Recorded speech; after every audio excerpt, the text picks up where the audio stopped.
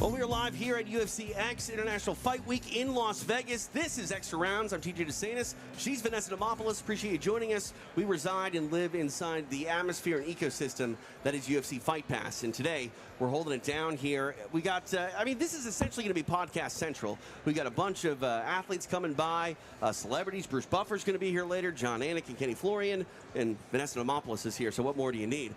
And we're off the heels of the Hall of Fame last night. Like, man, I was joking. There's very little time to do anything but experience all there is to experience here at International Fight Week. And I'm curious, did you sleep last night? I slept just a little bit. You know, I got home and I was just so excited from the evening that it happened. You know, today we're here at UFCX. I know, I love the fans. You know, you see everybody walking around. You see all of the UFC superstars up there on the stages behind us. Just knowing everything that's happening today, like, I could hardly sleep. I got a little bit of sleep, but just, you know, more excitement than sleep. Right, and if you need a little pick-me-up, come down to UFCX and check out all there is to experience. You got fighters, meet and greets going on. There's something called the UFC Fun Zone over there, and I saw video games. If you know anything about me, I like video games, so I might be over at the Fun Zone a little bit later. But, you know, we were talking about this yesterday at the Hall of Fame ceremony. Just the ability to interact and mingle with some of the biggest personalities from the UFC, past, present, and potentially even future. You never know. Maybe the next Conor McGregor is hanging out here. It's fun to just, you know, immerse yourself in that community. Yeah, it's so awesome to be able to walk around here. You know, not only do you see the fighters that are on the stages, but they're walking around. You know, like, they're casually playing video games like TJ will be later on. You know, you're going to see us literally everywhere. And I just love this. The energy in here is zooming. It's electric, you know.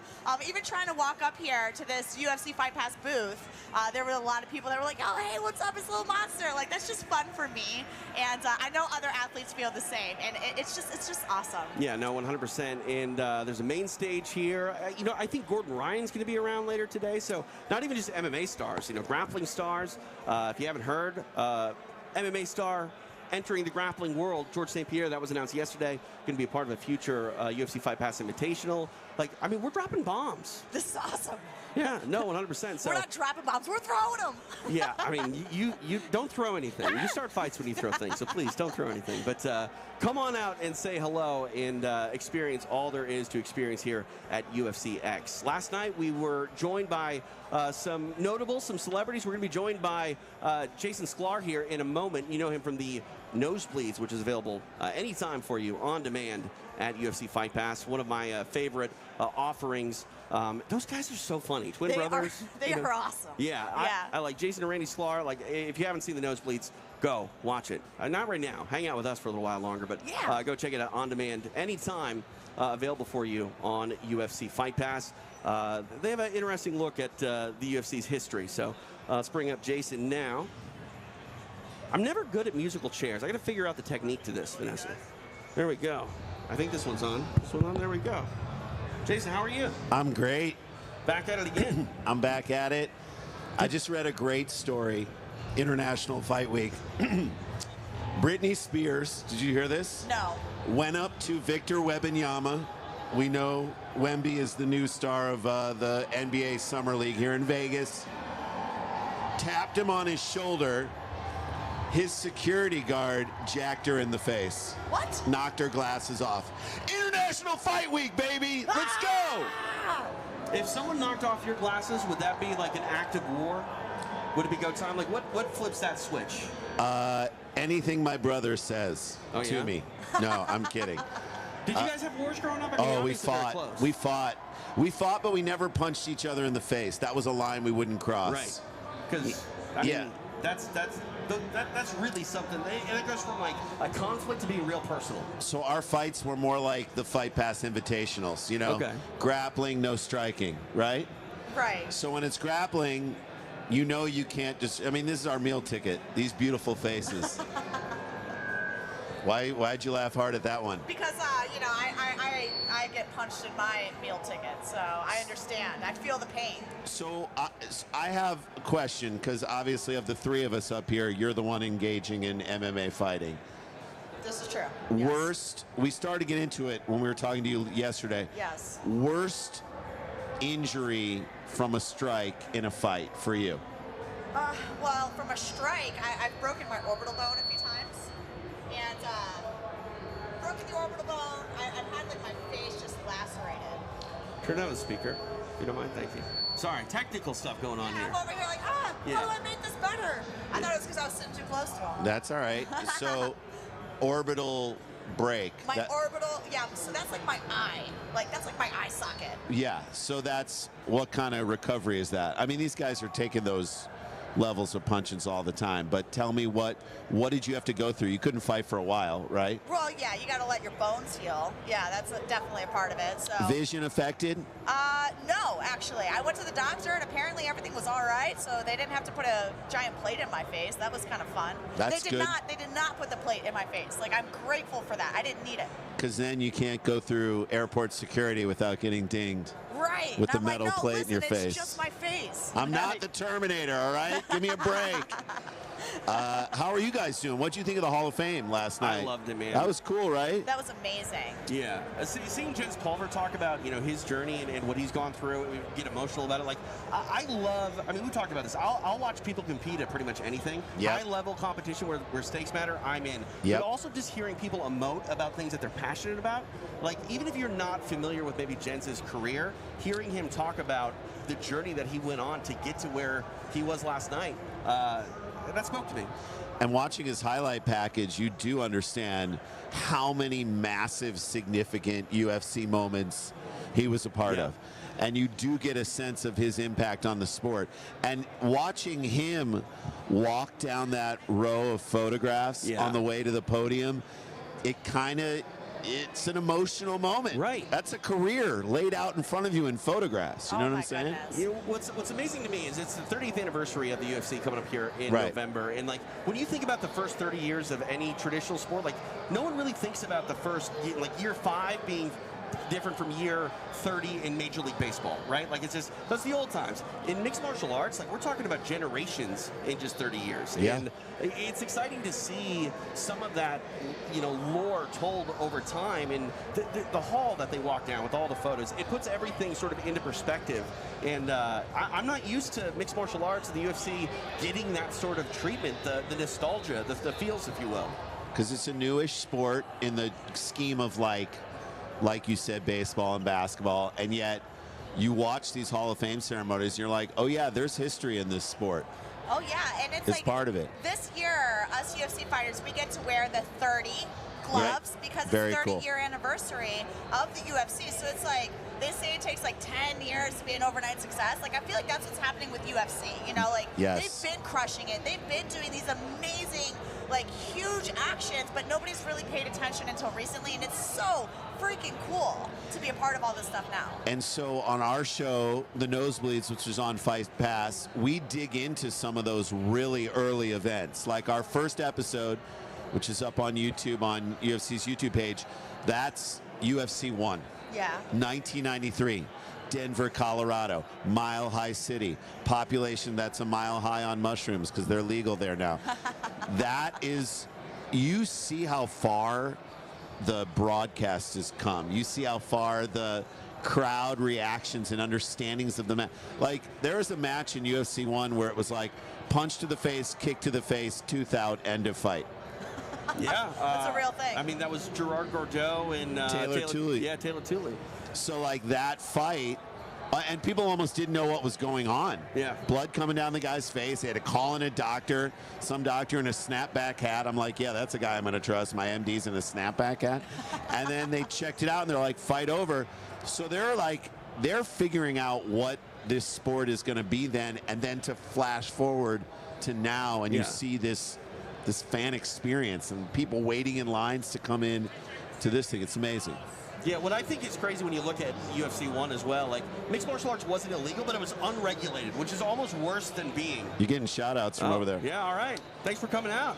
What's up? I sat in radio studios my whole life. I'm not used to the live audience experience. You got to be aware. Someone acknowledge you. I heard a shout-out for you, and I wanted you to pretty exciting. Feel the love from the fans, man. That's the first one ever. I mean, of all of us, you're the pretty face up here. We just have to sit here.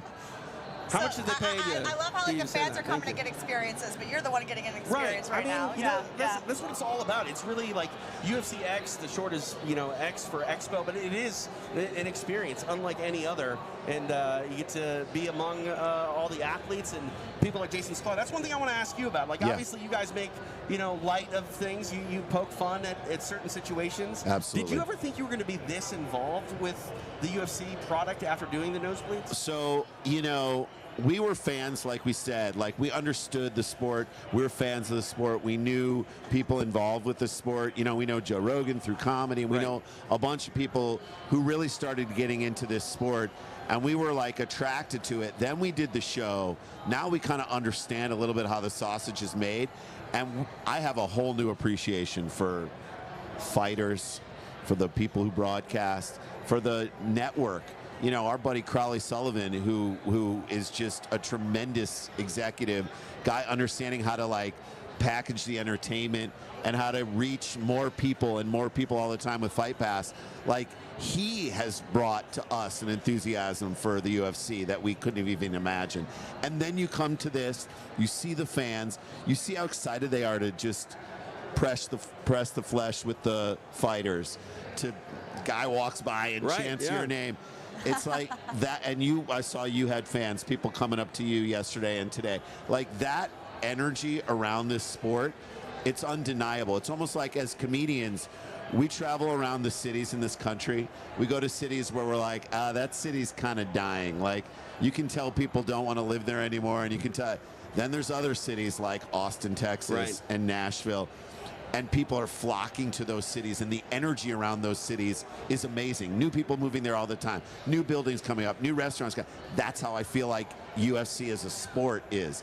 All these new eyeballs coming to it all the time, all these new people coming in, and the energy is just huge. And it's, as a general sports fan, to watch the energy get big around one sport, that's cool to see. It's been a snowball that's turned into an avalanche. Yeah. And it's definitely so awesome to watch. It's beautiful. Yeah. Well, and you know, you can just tell, even as like, as your star rise, like all boats rise with the tide. Like, you can see, you know, you're part of this machine. You're on-air personalities. This show is reaching more and more people. Like, as that happens, then you're seeing it in real time. Right. Yeah. And that's cool. I mean, you mentioned Rogan. Are you aware of what Vanessa did in her post-fight interview with Joe? Like, leapt into his arms and made And he Joe. held you, yes. It's a very famous picture. That's really cool. It's really awesome, actually, yeah. And Joe's a super nice guy, too. He's great. Yeah. You know what's cool about Joe is that he, what I love about it is that he doesn't try to be funny necessarily when he's doing UFC, although he definitely captures moments, and he doesn't shy away from a funny interview or a funny moment or a cool moment. But him on stage as a stand-up, like, that's a whole other talent. It's almost like when you realize, when you learn that, like, Bernie Williams, center fielder for the Yankees, also plays classical guitar. Right. You're like, damn, man, you can't be good. Or John Hamm. John Hamm, you can't be a good actor and then also be good at comedy. Right. Like, Screw that's not you. fair. This is not That's fair. not fair. And good looking. That's not fair. So, like, that vibe of, like, you see Rogan do what he does here and be so knowledgeable, and his energy. I mean, when he calls a submission, or he calls a knockout, he calls something like a great ending to a fight, or just to see him, you know, the images of him like holding the other announcers as he falls back off a crazy ending. People want to see that. That's part of the fight. That's as exciting as the fight itself, his reaction. Then to go see him at the Comedy Store, follow him, which we have on stage, my brother and I, and to see him just do stand-up. Right. Nothing to do with UFC, observations about life. I'm like, he's good at that too. Yeah. That's really cool to watch. But I think that's what carries through with Joe, is everything he does is authentic. He doesn't do anything for a paycheck at this point. He does things that he's interested in, and that speaks volumes to people. Like, authenticity is what people want to consume. And that's why I think people love UFC, because they're like, these guys, these fighters are, you saw it with Jens yesterday. Right. You know it when you talk to him. These are authentic people. We know it when we talk to you. We feel it. Your journey to get here.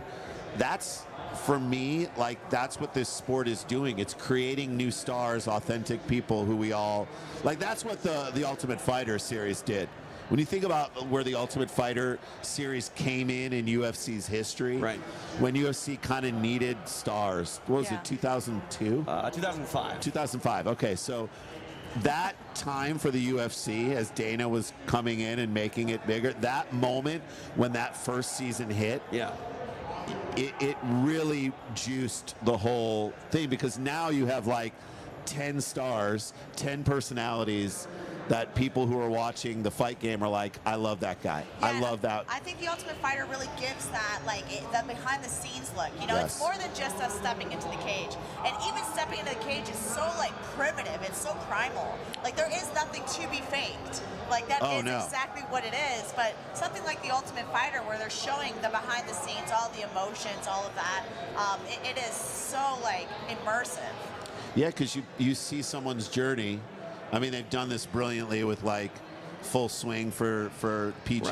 Right. They did it with the F1 Formula One show on Netflix. Hard Knocks did a great job of it on HBO for football. I think the Ultimate Fighter is that, because then you pick a guy, you see Forrest Griffin, and you're like, I love that guy. Yeah. Now he's my guy. Yeah. I've seen him on Tough. I've seen him come through, and now when he starts making his fights in the UFC after the Ultimate Fighter, you're gonna watch. You're gonna root for him. You're gonna want to see what he does, and that's like it ties all back to what we were saying before, is the emotional connection to the sport. Yep.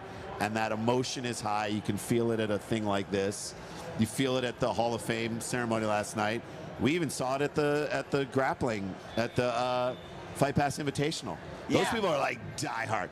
Like, those people know the tiniest details about the fight game. Well, you want to talk about like high emotions and what had happened last night. They had so many highlights of these athletes speaking, and I mean, we saw Jose Aldo just what a passionate fellow that guy is. Like, he's just crying about how amazing his journey has been through the UFC, and like there's like pictures of him with his brand new jacket on, just like covered. Just, oh man, like it was incredible to watch. It was incredible. And they love each other. And they love each other, and that's also really cool. Is like these Brazilian folks who would have maybe never met like folks from America or from Japan, wherever people are coming from.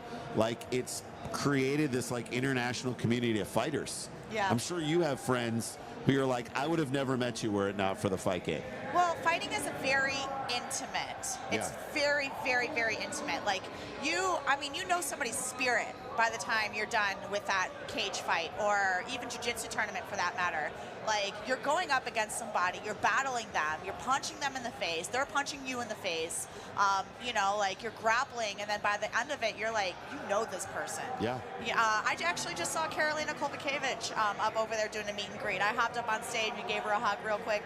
We just fought in the octagon for 15 minutes trying to end each other's lives no more than a month ago, you know? So, but this sport, you know, like, we're very friendly with each other outside of the octagon. When we're in there, it's like, you know, kill or be killed, but that's, by the time we're done with it, we know each other so intimately. It's very different. Cool. It's very different. Yeah, you talked about jiu-jitsu as well. That's one thing I think is really special, is the spotlight of MMA is getting pushed back on Brazilian jiu-jitsu, and I hope we see an Ultimate Fighter type of show for Brazilian jiu-jitsu practitioners, because I think there are so many levels of stories and personalities that those athletes don't get the same sort of time to share, and that's a whole nother lifestyle and culture unto its own, and I hope they get that shine. Yeah, I mean, and there's great personalities who can do both, like Glover Teixeira there at that fight. You know, he's just a great personality, someone you just love to see, but watching him in that fight kind of turn the fight and then win, like, that was a really cool moment, and I think diehard sport UFC fans would love a show like that. Yeah, no, absolutely. They would love to see the technical show like that. Yeah, and again, it's all high stakes competition, and you know, we all know what they're fighting for, but why did they even start fighting to begin with? That's the interesting story. It's the story. It's why you care about people. It's why you care about the fighters. Absolutely. Cool. Go check out the nosebleeds, available for you anytime over on UFC Fight Pass. Jason, appreciate the time as always. Thank you so much. Thank you, sir. Love talking to you guys. Thank you. Thank you. Have fun today. We will. Thank you. Talk to lots of great people. Enjoy the Fan X. graphics. I love it. All right, come on out and say hi to everyone that is out here. Jason Sklar hanging out. Again, check them out. The nosebleeds available for you anytime on UFC Fight Pass. What do you think about the Ultimate Fighter Brazilian Jiu-Jitsu type of format? Like, that would be amazing. Ultimate Fighter Brazilian Jiu-Jitsu? Yeah, like just do, you know. Oh my gosh. 16 grapplers in a house or something like that. I don't think, okay, so MMA fighters in a house, that's one thing. Right. You get a bunch of Brazilian Jiu-Jitsu people, those are the most passionate individuals. Yeah. Oh, there's going to be a lot of tears, a lot of craziness going on. Yeah, I don't know. That's madness right there. I want to see that. That's madness right there. Yeah, hopefully that's you know, I really do believe that is a potential thing down the road. You know, with Brazilian Jiu-Jitsu getting more popular. Like I say this all the time when we talk they about. had it with slap, and I feel like Brazilian Jiu-Jitsu is way more advanced than slap is when it comes to the atmosphere of like people knowing what slap is. Right. So yeah, of course they would create that for jiu-jitsu. And I think that's the thing too, is you have such a strong platform to get people to care more. And like, I mean, the vehicle that the Ultimate Fighter was changed the way that people thought about mixed martial arts. So yeah, like I would love to see that maybe in the future. You never know. I would love that. Yeah, absolutely. All right. So we got more people coming up here. He's back again. Your pal's back again. Mr. Drew Dober, the living life he doesn't even use the superhero. stairs. Well, have you go behind us. Man. In the middle. What's up? Drew Dober joined us last evening Come here. Okay, at the Hall of Fame ceremony. Now he's back once again. How are we doing, Drew? Well, I'm feeling fantastic. I get to be hanging out with you guys, so it gets better. Non-stop. Yes. Non-stop. I saw you yesterday, I saw you today, and I expect to see you tomorrow. So I don't think, disappoint. you know, good odds that you'll see us around all weekend long. 'Cause, I mean, that's the thing. Like, UFC 290 is sort of the climax of this whole week, and that's still a day away. I keep forgetting about this fantastic fight card that is, you know, about 24 hours away, give or take. I mean, I'm right there with you. I mean, like, the fights are fantastic, but what we got going on here, hanging out with Vanessa, and like being able to be with the fans, like this is the highlight of my event. Right. And the fights are just the cherry on the cake. Yeah, it's so awesome to be able to see the fan. Have you been getting scooped up by fans as you're walking around? Yes. Like, you're down there! Yes, and I'm about to, I mean, I see a couple of games over there that I kind of want to play with the fans. Right. Yes. And so I'm ready to be in the thick of it. So if people recognize me on the streets, like, come say hi. Yeah, that's so awesome about being here at the UFC X. It's like all of these people, I mean, there were people waiting outside at 6 a.m. is what I heard. And the doors didn't even open until 9. So it's like just the excitement in the room. It's like Christmas Day, but for UFC. Right? It's Comic-Con, and I'm a cartoon character. And yeah, people, like, it's just outrageous that how much love this building holds for all these MMA athletes. And man, it's just an honor to be, you know, recognized, and they appreciate my work. I mean, we all appreciate your work. Yes. Are you a video game guy? Are you someone who likes to do that? Very much so. Yeah? What do you play? What do I play? I play like the absolute nerdiest games, like the indie games, RPGs, real-time strategy. All right. But currently picked up some Diablo 4, so I'm really just neck deep in that. So I have no idea what any of that stuff is. it's the controller with the buttons, and you can do things with it. Oh, okay. Just like that. Yes, Well done. yes. We played a UFC game one time. Now just button smashing. Like. With that being said, I hate creating my own character. Let's put Drew Dober in that mix. Oh, so yeah. we're still waiting on the video game entry. Same. I mean, that has to happen, right? Eventually, we'll see. UFC's playing hard to get, I think. Well, I mean, the message has been sent through. We'll try to set it up the chain. But that's one thing, though, too. Like, the video game community, I think a lot of people have actually found mixed martial arts through the UFC video game. And, man, I love watching those guys on Twitch and whatnot play games because, man, like, I feel like Twitch is definitely something interesting because if you told me I would go over to my friend's house and he would make me watch him play video games, we would have had a fist fight because I'm not watching you play video games.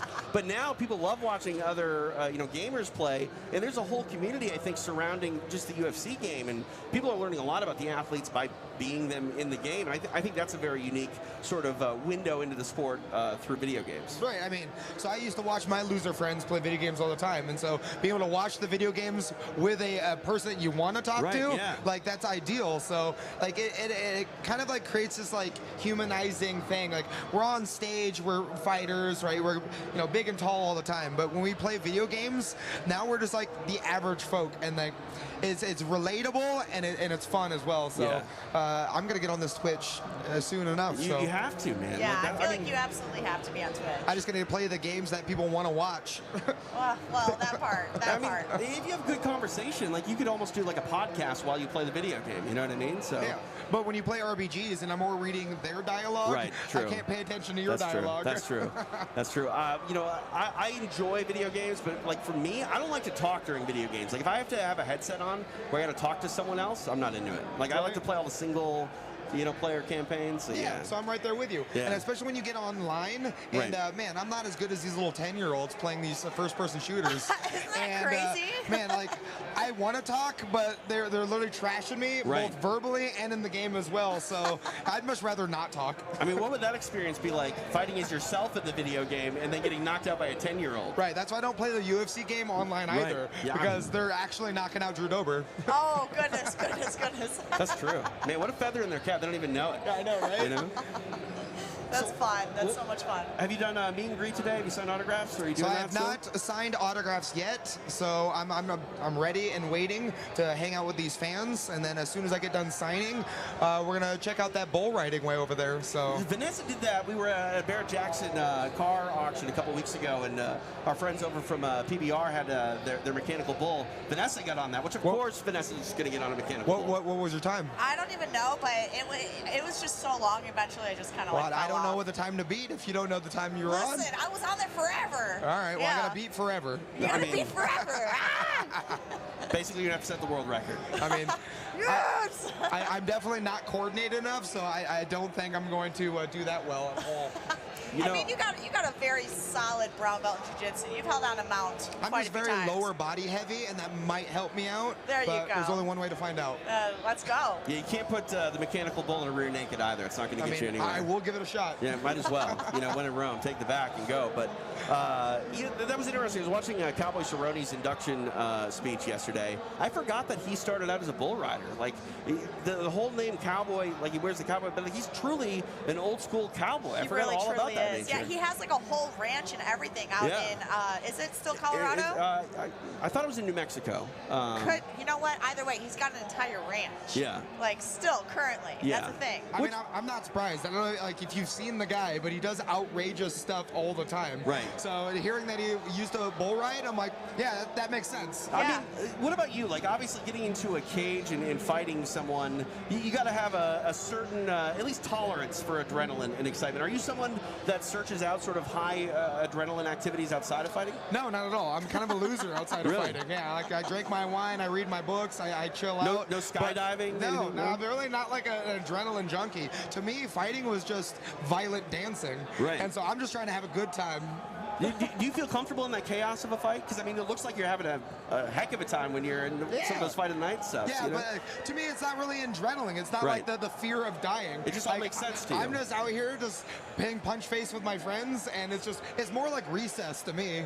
This is the craziest thing ever. I just love it. Because, like, you're a friend of mine, so, like, I just know how relaxed you are outside of the cage. And then when he's in there, he's just, like, the biggest animal that you've ever seen. And he's out there getting in these wars and, getting in these exchanges. And it's just so awesome. Like, and the fact that you're like, no, yeah, it's just, dancing, like, punch dancing. No big deal. I'm just like the puppy that's, like, allowed to play at the park. Right, And, so I just get in the mix of it and try to fight a little bit. But really, I'm just a puppy in the octagon. I love it. That. I mean, Drew Dober, the puppy of the Ultimate Fighting Championship. I just hope that doesn't stick. All right. I mean, it's pretty great, in my opinion. I like it. Do you remember the first fight you saw, Drew? It was like, okay, I need to figure out what this is. What drew you to combat sports? Jeremy Horn versus Frank Shamrock. I love it. Jeremy Horn's my favorite fighter of all time. He's from Omaha, Nebraska. Yeah. So I don't know, there's something in the water in Omaha because we produce a lot of fighters. But in that fight, Frank Shamrock, knee bar. Jeremy Horn took Frank's back, went for a lift and return, and then got knee barred. Yep. And like it was the most impressive thing I've ever seen. It was like physical chess. Yeah. And I'm like, oh wow, like you can do that in a fight? And I was like, yeah, teach me how to do that.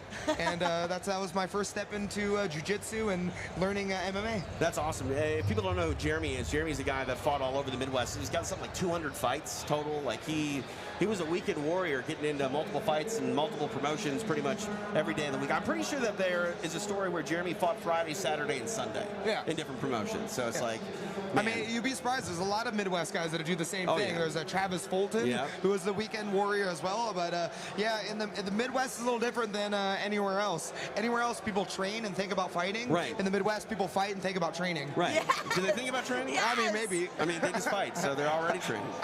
You know, Yeah, they'll just train in the cage. Yeah, it's changed so much. We were talking with Jason Sklar a moment ago. When I first got into MMA in the early 2000s in the Midwest, it wasn't illegal places, but it was unregulated, which was almost worse than being illegal because the promoters could just do whatever they wanted to as long as no one complained and no one got too hurt. Yeah, just if they don't die, then it's a great show. But man, like I'm kind of like dirty in the fact that like I really enjoyed the unregulated MMA events. I think that's where you start. Yes, that is what you enjoy watching on the weekends. When he's not fighting in the actual octagon, he's going to those podunk events and just watching people beat the crap out of each other. He's like, yeah, this is fun. They have no idea what they're doing, and they're just punching each other. I mean, we all watch like World Star, YouTube. Like we all enjoy people that don't know how to fight getting after it. I mean, that's a lot of people. Why people watch hockey, you know, for the fights. Exactly. But oh man, when MMA was unregulated, you got to see the most extravagant freak shows ever. It was a circus, and it was so much fun. But I am glad that the commission got involved. It's a lot. But I saw a guy one time, I think in Omaha, have a grappling match with a fiberglass cast on. He had like a broken arm. Oh gosh. Yeah, but you know. I mean, wanted to fight. That's the events that you came from, aren't they? Exactly. Like when Me you and first Anthony started fighting? Smith. I mean, we were fighting in like empty bars like every weekend. I mean, it was a thing. It was no forethought whatsoever. You just showed up, stepped on the scale, they found an opponent, and you fought that evening. And I mean, I fought a guy from the audience once, which was outrageous. But yeah, man, the stories go on. Like I saw people fly out of the cage. Like the cage door opened up and they fell out. One guy hit his head and got knocked out. They woke him up and then they put him back in. He won by decision. So it goes on and on. Unregulated events was so amazing. fantastic. That's awesome. And you know, again, happy that we're past that period, but some of the best stories, man. I mean, sometimes you got to go to those amateur events, and really, it's very nostalgic. Yeah, just enjoy it. Absolutely. Have you done commentary? Have you done anything like that? I have. Yeah? Yeah. You like it? Yeah. I mean, I love getting paid without getting punched in the face. So I'm gonna be involved in the sport one way or another, and talking in a microphone could be it. I want to call an unregulated event with you someday. Yeah. I mean, that could be a YouTube channel for us. Why not? Let's do it. Make your way over to Denver. You'll see him every weekend out there. Yeah. Done. Mystery Science Theater with MMA fights. Right. By the way, if you're the puppy, you'd be Drew Doberman. That's so redundant. I know. And, man, I don't know. That's too easy. I know. With a nickname, you really gotta I like the Drew Donut Dober. Oh my God! Look at this sexy guy right here. Look at What's that. up? You guys don't see, but on the other side of this camera, we have Chris Curtis. Chris Action Man Curtis, literally looking like an action figure. Great job. I got to tell a story about Chris Curtis real quick. I called a fight of his in Mexico in 2021, and he threw the guy out of the ring. Oh gosh. Threw the guy out of the ring. Guy hit his ribs, was tough as hell, came back, and Chris got the win. But I mean, bodies flying out of the fighting environment, it still happens today. It does still happen. I feel like if you can throw a guy out of the ring, I think you're allowed to. And is that considered like points? I mean, it definitely scored. The guy's ribs were hurt after it. You know? Perfect. I mean, it's not on you to make sure that man stays in the area once you've released him. You know, the crazy part about UFC is that this is not WWE. So if someone gets thrown out of the freaking cage, that's a real thrown out of the cage. It happens on TV, and you're like, oh, okay. It's choreographed. I'm not saying that it's by any means easy, because those guys are athletes in their own right. But to think about flying out of a ring, not knowing where you're landing, There are people, like, I mean, we saw it at the Fight Pass Invitational. Vanessa was like basically a magnet for all our athletes. But like, man, like flying off a elevated area like that, that's dangerous business. I'm just impressed that they have that thought. Like, it's never crossed my mind. It's like, as I'm trying to hurt this man, it's like, I want to see if I can also get him over this fence. So, little history lesson for some.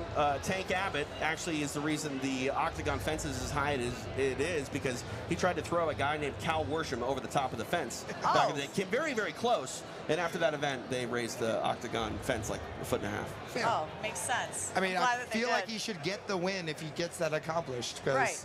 I mean, picking another man up, but Right. throwing him over a fence, Right. like, just give him the win. I mean, think about it. It's hard to move a not willing, Yeah. compliant person. If you get thrown over like a 5-foot fence, then, you know, just go home and they'll try it again next day.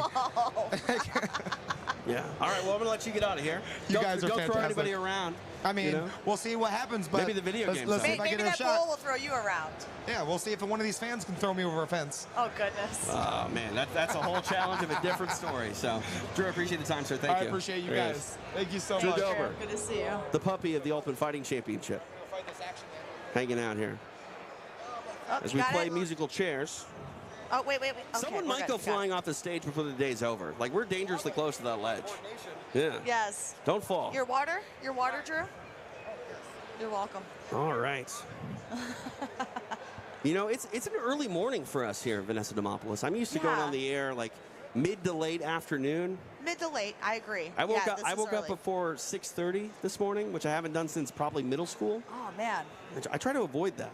I actually, unfortunately, almost slept in my alarm. Oh, my goodness. Here's the Hall of Famer right here. I don't know if he's coming over here. I don't want to get you guys too excited, but I'm excited to see Jose Aldo standing right in front of King us of right Rio, now. man. I was watching that. Like, and that's the thing too. Like, think about how much emotions speak volumes to these athletes, because we think about them in the fighting sense, and they're very passionate individuals, but they're eyes on the prize, trying to get the win. But to see these guys lower their guard a little bit and be real, and to see the emotion that was on the face of Jose Aldo yesterday, I mean, that got me, you know, welling up with tears myself. I know. I just want to go up to him and give him a hug, and he doesn't even know who I am. At least I don't think he does, but I'm just like, I just want to grr. Like, He knows who you are. aw, Everybody knows who you are. Maybe. It's impossible to be in the same room with Vanessa Demopoulos and not know who you are. Yeah, and again, we haven't even talked much about UFC 290. And Oh, my goodness. like, Yeah, the biggest event of the entire year is happening tomorrow. 17 title fights, if you ask Vanessa 17. Demopoulos. I mean, two. 2.5. Two. 2.5 Yeah, you is, got is my discussion. the featherweight king, Alexander Volkanovski, taking on Yair Rodriguez. Rodriguez, the interim champion. And we got a flyweight championship between Brandon Moreno and Alexandre Pantoja. And that's actually a sequel. It's the second time they met. Pantoja has a win from Ultimate Fighter earlier over Moreno, but they're going to run it back. And you have, you know, two people who study. Brandon Moreno studies Mexican boxing, and here we have a boxing legend. Oh, an icon, coming to say to the meet least. Man. A living icon. Hello, Freddie Roach, kind enough to join us. Freddie, have a Vanessa seat. Demopoulos, it's good to meet you. All right. I mean, if people know anything about combat sports, they know about the man, Freddie Roach. And Freddie, I've been able to come across your path recently regarding King Callum Walsh, this standout Irishman fighting on UFC Fight Pass. I mean, you've been around for so long. What is your sort of opinion on just the sport of boxing? Because I feel like boxing, we have a lot of MMA fans that are coming over to boxing really for the first time with fresh eyes. Yes. But you know, Callum's a really, really good prospect, and I was so happy that Dana could see that, and Dana signed him up and films all his fights, and I'm getting on Dana a little bit more, because I got a couple more good fighters in my stable also, and I would love for them to be part of that, because it's a great part to be in. Yeah. If you don't know, Hollywood Fight Nights, the promotion from Tom Loeffler, is available for you on UFC Fight Pass. Sweet Science of Boxing is showcased on Fight Pass almost once a month at this point. And, you know, that's the thing that I like about mixed martial arts is it's this entire universe of single martial arts. And you know, for whatever reason, boxing is a sport all into itself where I don't feel like the martial art element is really talked about, but all of those athletes, they're the same. They're fighters, one and the same. And to see boxing on UFC Fight Pass at this high level with Tom Loeffler, who's a phenomenal promoter, and Dana White getting behind it, I think, you know, Drew Dober said it earlier, Vanessa, you know, ships rise with the tide, and the tide of combat sports is rising because of the UFC. That's right, that's right.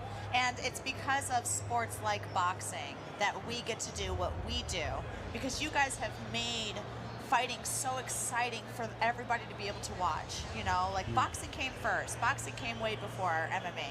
Yeah, but the thing is, yeah, it's just that the sports is just so exciting, and you know, from the girl fights to the boy fights, it doesn't matter. It's just whoever's fighting each other. And right now you're getting a good ticket out there because the best is fighting the best right now, and that's what the world wants. They want the best to fight the best, and then we have no argument. We know who's the best for it. I love that you bring that up because so often in boxing we don't see that. And Caleb is somebody who has said, he's like, I want to fight the best. Yes. And yeah. I love that you guys really implement that at your gym.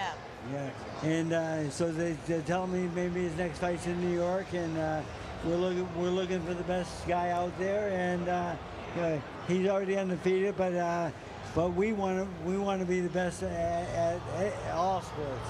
I love that. I love that.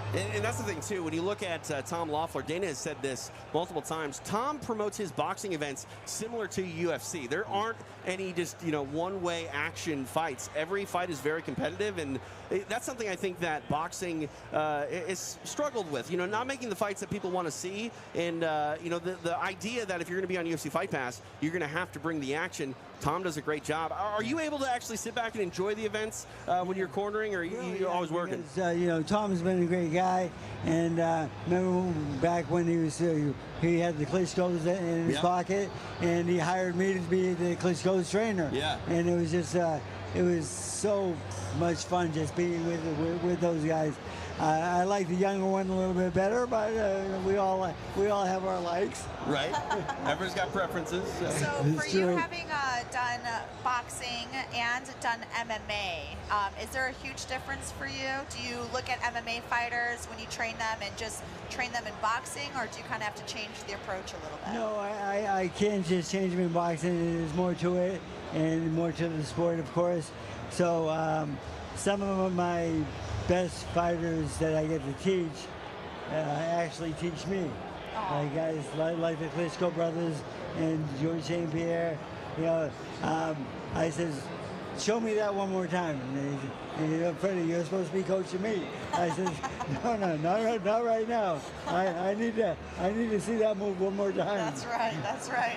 But I think that's why you're so valuable as a trainer as well, because you talk about those stars that you work with. Now when you're working with someone like Callum Walsh, who's, you know, coming up, he's learning by proxy what maybe a Klitschko told you, or GSP as well. So and that's very true. And you know, hey, being around these fighters that can fight is nothing but good for me. You know? Right.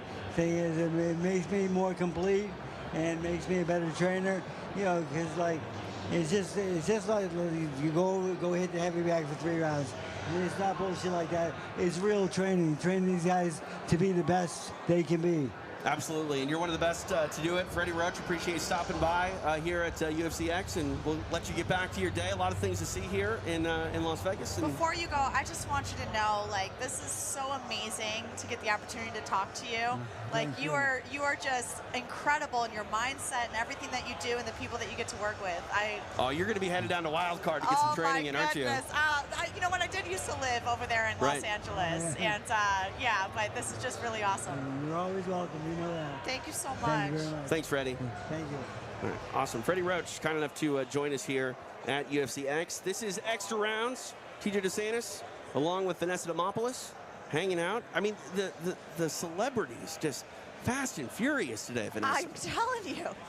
I mean, I'm just trying to talk about UFC 290 for a second. What's Freddie going Roach on? is here, and I'm going to stop everything for a man like Freddie Roach. And Right. you know, again, like we do this show. We talk predominantly mixed martial arts, but you know, UFC Fight Pass, I think, really needs to be told to the combat sports fan, if you're not signed up, sign up now. UFCFightPass.com, because it's not just MMA, it's not just the UFC, it's not just all the great promotions from the past. It's live event partners that are, I mean, you're former LFA champ. I'm the former LFA Right. champion. LFA is on UFC Fight Pass. You have Cage Warriors, which is another rising star organization for the UFC fighters. You know, and that's like watching the up-and-comers who are soon going to be in the UFC, and you get to be a part of their journey before they ever reach there. Like, you know how many people I have who say to me, like, oh my gosh, like, I used to watch you in the LFA. Like, that's so cool, you Yeah. know, and that can be on UFC Fight Pass. We have the Fight Pass Invitational. We have Jiu-Jitsu on there. We have Hollywood Nights. We have pure boxing on there. So you have literally every sport around MMA, which is UFC, on UFC Fight Pass that you guys can watch. And just, man, I love martial arts. Yeah. Like, that to me, like, that was like I was just lighting up inside, you know, and I don't even box. And I'm a jiu-jitsu girl, but just like talking to Freddie Roach, like, that's so legendary right Absolutely, 100%. And yeah, that's the thing. It's the biggest no-brainer in combat sports. Really, go sign up, UFCFightPass.com. You can also find that fight that I was talking about between Alexandre Pantoja and Brandon Moreno from The Ultimate Fighter. Not technically on the record for Moreno. It was exhibition, but man, you know that's going to be in the back of Pantoja's mind, thinking, like, I've already got a win over this man. If I do it again, I walk out the flyweight champion. But looking at the odds, it is Moreno that is a minus 195 favorite, according to our friends over at DraftKings. And I find that to be interesting, being that, you know, not only did he lose to Pantoja in an exhibition fight, it was a submission. It was a stoppage. It wasn't like a decision based on 2 rounds of work. We're going to see what happens. And then Pantoja came around again later on in their career where they did meet. And Right. Pantoja does have another unanimous decision win right. over Brandon Moreno. But still, that first stoppage says something to me. It says a lot. You know, and yeah, but And I love Brandon Moreno as a champion. I feel like he's evolved so much, though, since even their last meet against Pantoja. I can't really recall how long ago that was, but that was many, many fights ago. yeah, you know, the thing is about Brandon Moreno that I mean, it's sort of one thing that, like, maybe is a knock if you want him to be, you know, the perfect fighter, but he fights to his competition to a point where, you know, he does what best suits him, but everything he does just makes to be an amazing fight. It's always a war and a battle. And, you know, Brandon Moreno right now, too, you want to talk about a man who has been embraced by fans. Like, he's fighting for the entire country of Mexico. He's the first Mexican-born UFC champion in this promotion's history. Obviously, you've seen athletes like Yair Rodriguez, who's on this card as well. Alexa Grasso following those footsteps. So 3 Mexican champions, but Brandon Moreno the first to do it. And he has answered that call wonderfully, living in the spotlight, you know, promoting not only, you know, his brand of mixed martial arts, but Mexico, known for a boxing community. It's also a pretty big MMA community as well. Yeah, he's really risen to the occasion as a Mexican-born fighter. They're actually even now building a whole performance institute in Mexico City, in Mexico, because of all of these champions that are now emerging. The sport is just blowing up out there, and we do see a lot more Mexican fighters. We have more Mexican fighters on the card actually coming up here, too. We have Yasmin, who is going to be on the undercard, and she's another Mexican-born fighter recently in the strawweight division. But, man, like, they are just, I can't believe that we have 2 Mexican champions that are fighting on this card coming up. Yeah, and looking at Yair Rodriguez, he's got an interim belt, but that interim championship belt might be the coolest looking belt in the world. He's got it all custom painted, and man, I would love to see the actual process of making that belt as colorful as it is, because whoever did that, Vanessa, they took an incredible amount of time to make that thing look amazing. Yeah, that's some very Mexican art that he has on display there. He said that it took them a long time. They made it dot by dot. You know, like he was talking to the media about just this passion behind what the belt really means to him and how it represents his country, it represents his people. And I love that for him. Like, they have so much pride and what they're bringing to the table. And I think that carries. Yeah. You know, like that's something that's like in the back of your mind. You know, when you're in there and you're fighting and things are getting nitty gritty and, you know, you're getting punched in the face and you might be in a super deep submission. Like, not only are you thinking about yourself, not only are you thinking about your family, but you're thinking about your whole country that's behind you. You're thinking about all of the people that are rising up with you. That carries a lot of weight. Yeah, 100%. Yeah. You think this custom belt thing is going to take off? You think we're going to see more people go down that road with their belts and brighten them up? I mean, I hope so. Yeah? I do. I think it's really cool, you know, and I just love it. I love it. I mean, if you get a belt around your waist and you customize it, like, I feel like it's going to have to be plugged in. Like, it's going to have, like, bright flashing lights and, like, it might be like a rave. Wherever you go, it just plays music so you can dance. Yeah. I mean, that's the personality you bring. Oh, thank you so much. I think that's the high compliment. I mean, there's a lot going on this weekend, and I'm living off just your excess energy. You know what I mean? Like, there's plenty of it. yeah, it's contact excitement here. You know, I'm just hanging out. Vanessa Demopoulos kind enough to join us. We were at the Hall of Fame ceremony last night. We're here, obviously, at UFCX today, and then UFC 290 coming up tomorrow. You know, there's a lot of stories that get sort of lost in the shuffle, but another athlete that is on the UFC 290 card, we saw him really rise the ranks through the Contender Series, but before that, on Jorge Masvidal's Icon FC. Bo Nickel is back in action. Three-time NCAA national champ out of Penn State.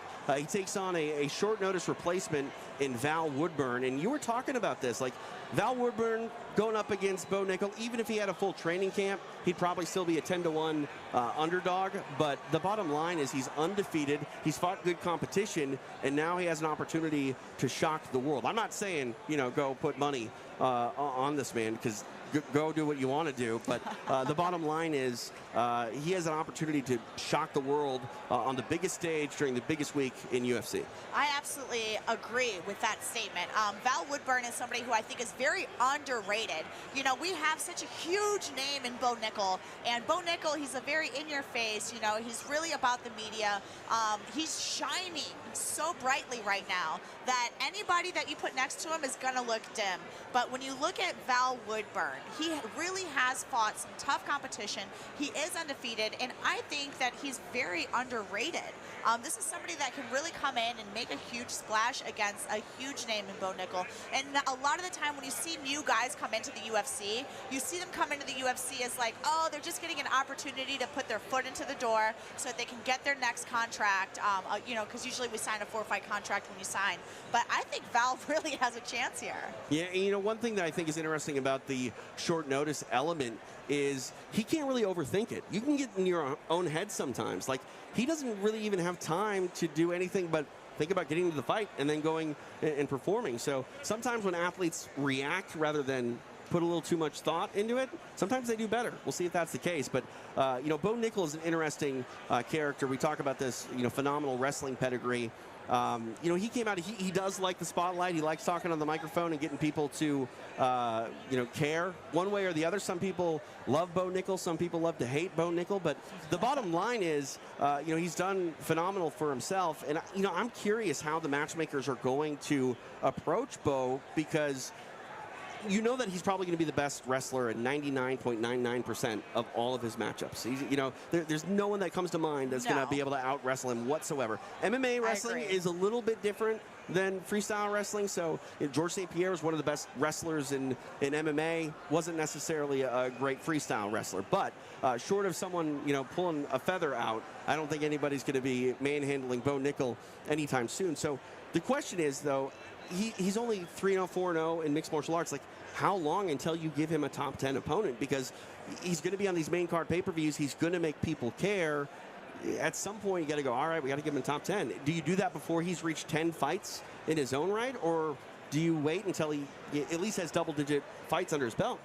I think that, you know, the way that he's just like slamming through individuals, I mean, he's getting first-round finishes here. Right. So you can only do that so often until it's like, okay, time for somebody ranked, time for some real competition. There were already, as soon as Bo Nickel's opponent dropped out, all of these guys in the top 10, I know Chris Curtis being one of them, they were just like looking at the lips, like, let me in there, like, I'll fight him tomorrow. Well, I think in a lot of ways you kind of want to deal with Bo Nickel now while he's a little bit raw, rather than when he is 2 years into into this thing because, Right. you know, take advantage of him being, you know, relatively green in MMA. Like, I mean, if I'm going to fight Bo Nickel at some point, I'd rather fight him when he's 4-0 than 14-0. Yeah, and the thing that we love to see about Bo is that he is actually being active. You know, he's not just sitting on the sidelines trying to train and living off of his name. We love seeing him in there on these big pay-per-view events, and I look forward to seeing what's going to happen on tomorrow night. I was going to be like Saturday night as if it's 3 nights away. Right. It's literally tomorrow. You know, I was saying tomorrow like 2 days ago, but now it actually is tomorrow. And joining us now, a man that both Vanessa Demopoulos and myself are very familiar with. It is Master Victor Davila. Kind enough to join us. Let's grab this microphone. We'll go like this. Is that one on? Vic. Oh, not that one. Here we go, that one. There you go. Can you hear me? Oh, Yeah. I can hear myself now. What's up, TJ? How are you, sir? Hola, Vanessa. Hey. ¿Cómo estás? All good? Muy bien. If you don't know, There you Vic go. Better, is better. play-by-play for the Spanish commentary team here at the UFC. And, you know, I've traveled all over Mexico with you these last few years with Combat Jiu-Jitsu and Medusa. And, you know, this is a Mexican heavy card with both two champions on the card Saturday night. Brandon Moreno defending his flyweight championship. Yair Rodriguez hopes to become the undisputed featherweight king. And Vic, you have a promotion, by the way, called MMA Mexico. You have been embedded in the Latin community in mixed martial arts all through the years. It seems like there's been something in the last few years. Maybe it's Brandon Moreno himself, but in the last few years, I think we've seen this shift in the Latin culture to really get on board with mixed martial arts unlike they ever really have before. Why is that? Why are more Mexican fans and Latin American fans coming to the sport? This is definitely the best moment to be like a Mexican MMA fighter, I guess. The best moment for the MMA scene, not only in Mexico, but all around the world, you know. But like you said, this is like I define this as the Brandon Moreno's phenom. That kid is a phenom, you know. After getting that belt, something got into the Mexicans to get inspired. And then we got Yair right after that. And then Alexa. Right. We got 3 belts now. Yeah. So, you know, something really cool about tomorrow's show is that it's not only 2 Mexicans fighting from the belts. Who are they fighting? Right. You know, Yeah. Brandon Moreno, he lost 2 times against Pantoja, so he's fighting against a guy that lost twice against Right. him, you know? And then you got Yair facing against the #1 pound for pound. Yep. So that makes it like an extra better ingredient to see who are they fighting. You know, Brandon defending the belt in this case, and Jerry trying to unify it on the Spirit belt. Yeah, you know, let's talk a little bit about Yair Rodriguez because he has such an exciting style. That elbow he hit on the Korean Zombie is one of the all-time great sequences in combat sports history. Does he have to be that dynamic to try to get Volkanovski off of his game, or is that sort of aggressive approach maybe something that could be a liability for him because we know how good Volkanovski is when he gets his game going? I totally feel that Yair has to bring his A game to the table. You know, the A game got into the spot, giving the interim belt, making the most spectacular MMA fighter in the world. Not only on striking, but he's got a good skills on jiu-jitsu. I know Yair really well for a lot of years. Actually, we were roommates for some months, probably over a year in Huntington Beach. So I think in order to beat the #1 Volkanovski, that fucking had a great match against a 155. So I think the A game for Yair is something that unpredictable, what makes it like hard to fight him. So I don't think makes sense to put like a different game. So totally, I want to see the best, most brilliant, spectacular fight out of Yair tomorrow. I mean, he has 25 minutes to work as well, so you know, if he gets aggressive and has That's to true. pay a price, Patience. Just wait for it. I mean, the elbow with Korean Zombie happened at 4:59 around 5. You know what I mean? God. So, Yeah, that was insane. I was there last night on his corner, actually. yeah. Oh wow. I mean, just that's phenomenal. I've been in some buildings for some key moments, but that one must have just been unbelievable. I mean, how can you reply that moment? You know, it Yeah. actually was the UFC anniversary. Remember, it was right. on November 2017? something. Yeah, it was. 18, It was something a 20-year anniversary. Yeah. Okay. So what a better day! What a good gift for UFC and the fans. Absolutely, 100%. Your thoughts on Pantoja and Brandon Moreno? Obviously, their third meeting. One time an exhibition. The other time, Pantoja took a decision. Brandon Moreno is this guy that every fight he seems to be in, Vic, it's competitive, it's contentious, it's a war. Do you see this fight shaping up like that? You gotta check out the details and the previous results. You know, of course, rear naked choke on the first fight, and then decision on the second one. there's a lot of evolutions on both sides, not only on Brandon, but also on Pantoja. I know Pantoja really well from the Ultimate Fighter season 24 because I was the jiu-jitsu coach. So I spent a lot of time on Pantoja during the season. And then I became a really good friend with Brandon Moreno that was on the opposite side. You know, all the drama that happened there with, you know, I don't want to mention names, but all that happened right there. But anyways, now I just rolled with Brandon Moreno this week. I was on his camp during the last 2 weeks, watching the camp, and then I have been calling his fights and watching his evolution as a fighter. So what can we expect? A beauty of a fight. Yeah. You know, the flyweight division by itself gained its own value and its own respect. The heavyweight division is the most respectful division in combat sports, but now the opposite side, these light guys, they're fucking fast. And, Yeah. Oh, you know, yes. they're fast, they're really good, and the people like that. Before, there wasn't that, I don't know the percentage, but I don't remember that amount of knockouts before. Right. And nowadays, they're getting the technique, they're getting all that stuff. So I'm expecting a really beautiful fight. I don't want to call sides. I know both guys. I wish them the best. And I think it's going to be a good night for the Mexicans and Latin Americans to enjoy this card because, you know, it's probably based on us. Right. It's based on us, and for me, it's an honor to spend 22 years of career, 16 of them working for the UFC, and watching guys that not only is Mexicans, but I know myself for a long time. I feel really proud for this specific moment. Alexa fighting on September, Irene fighting Nala and Tomago against Amanda Nunes. So, Viva Mexico, cabrones.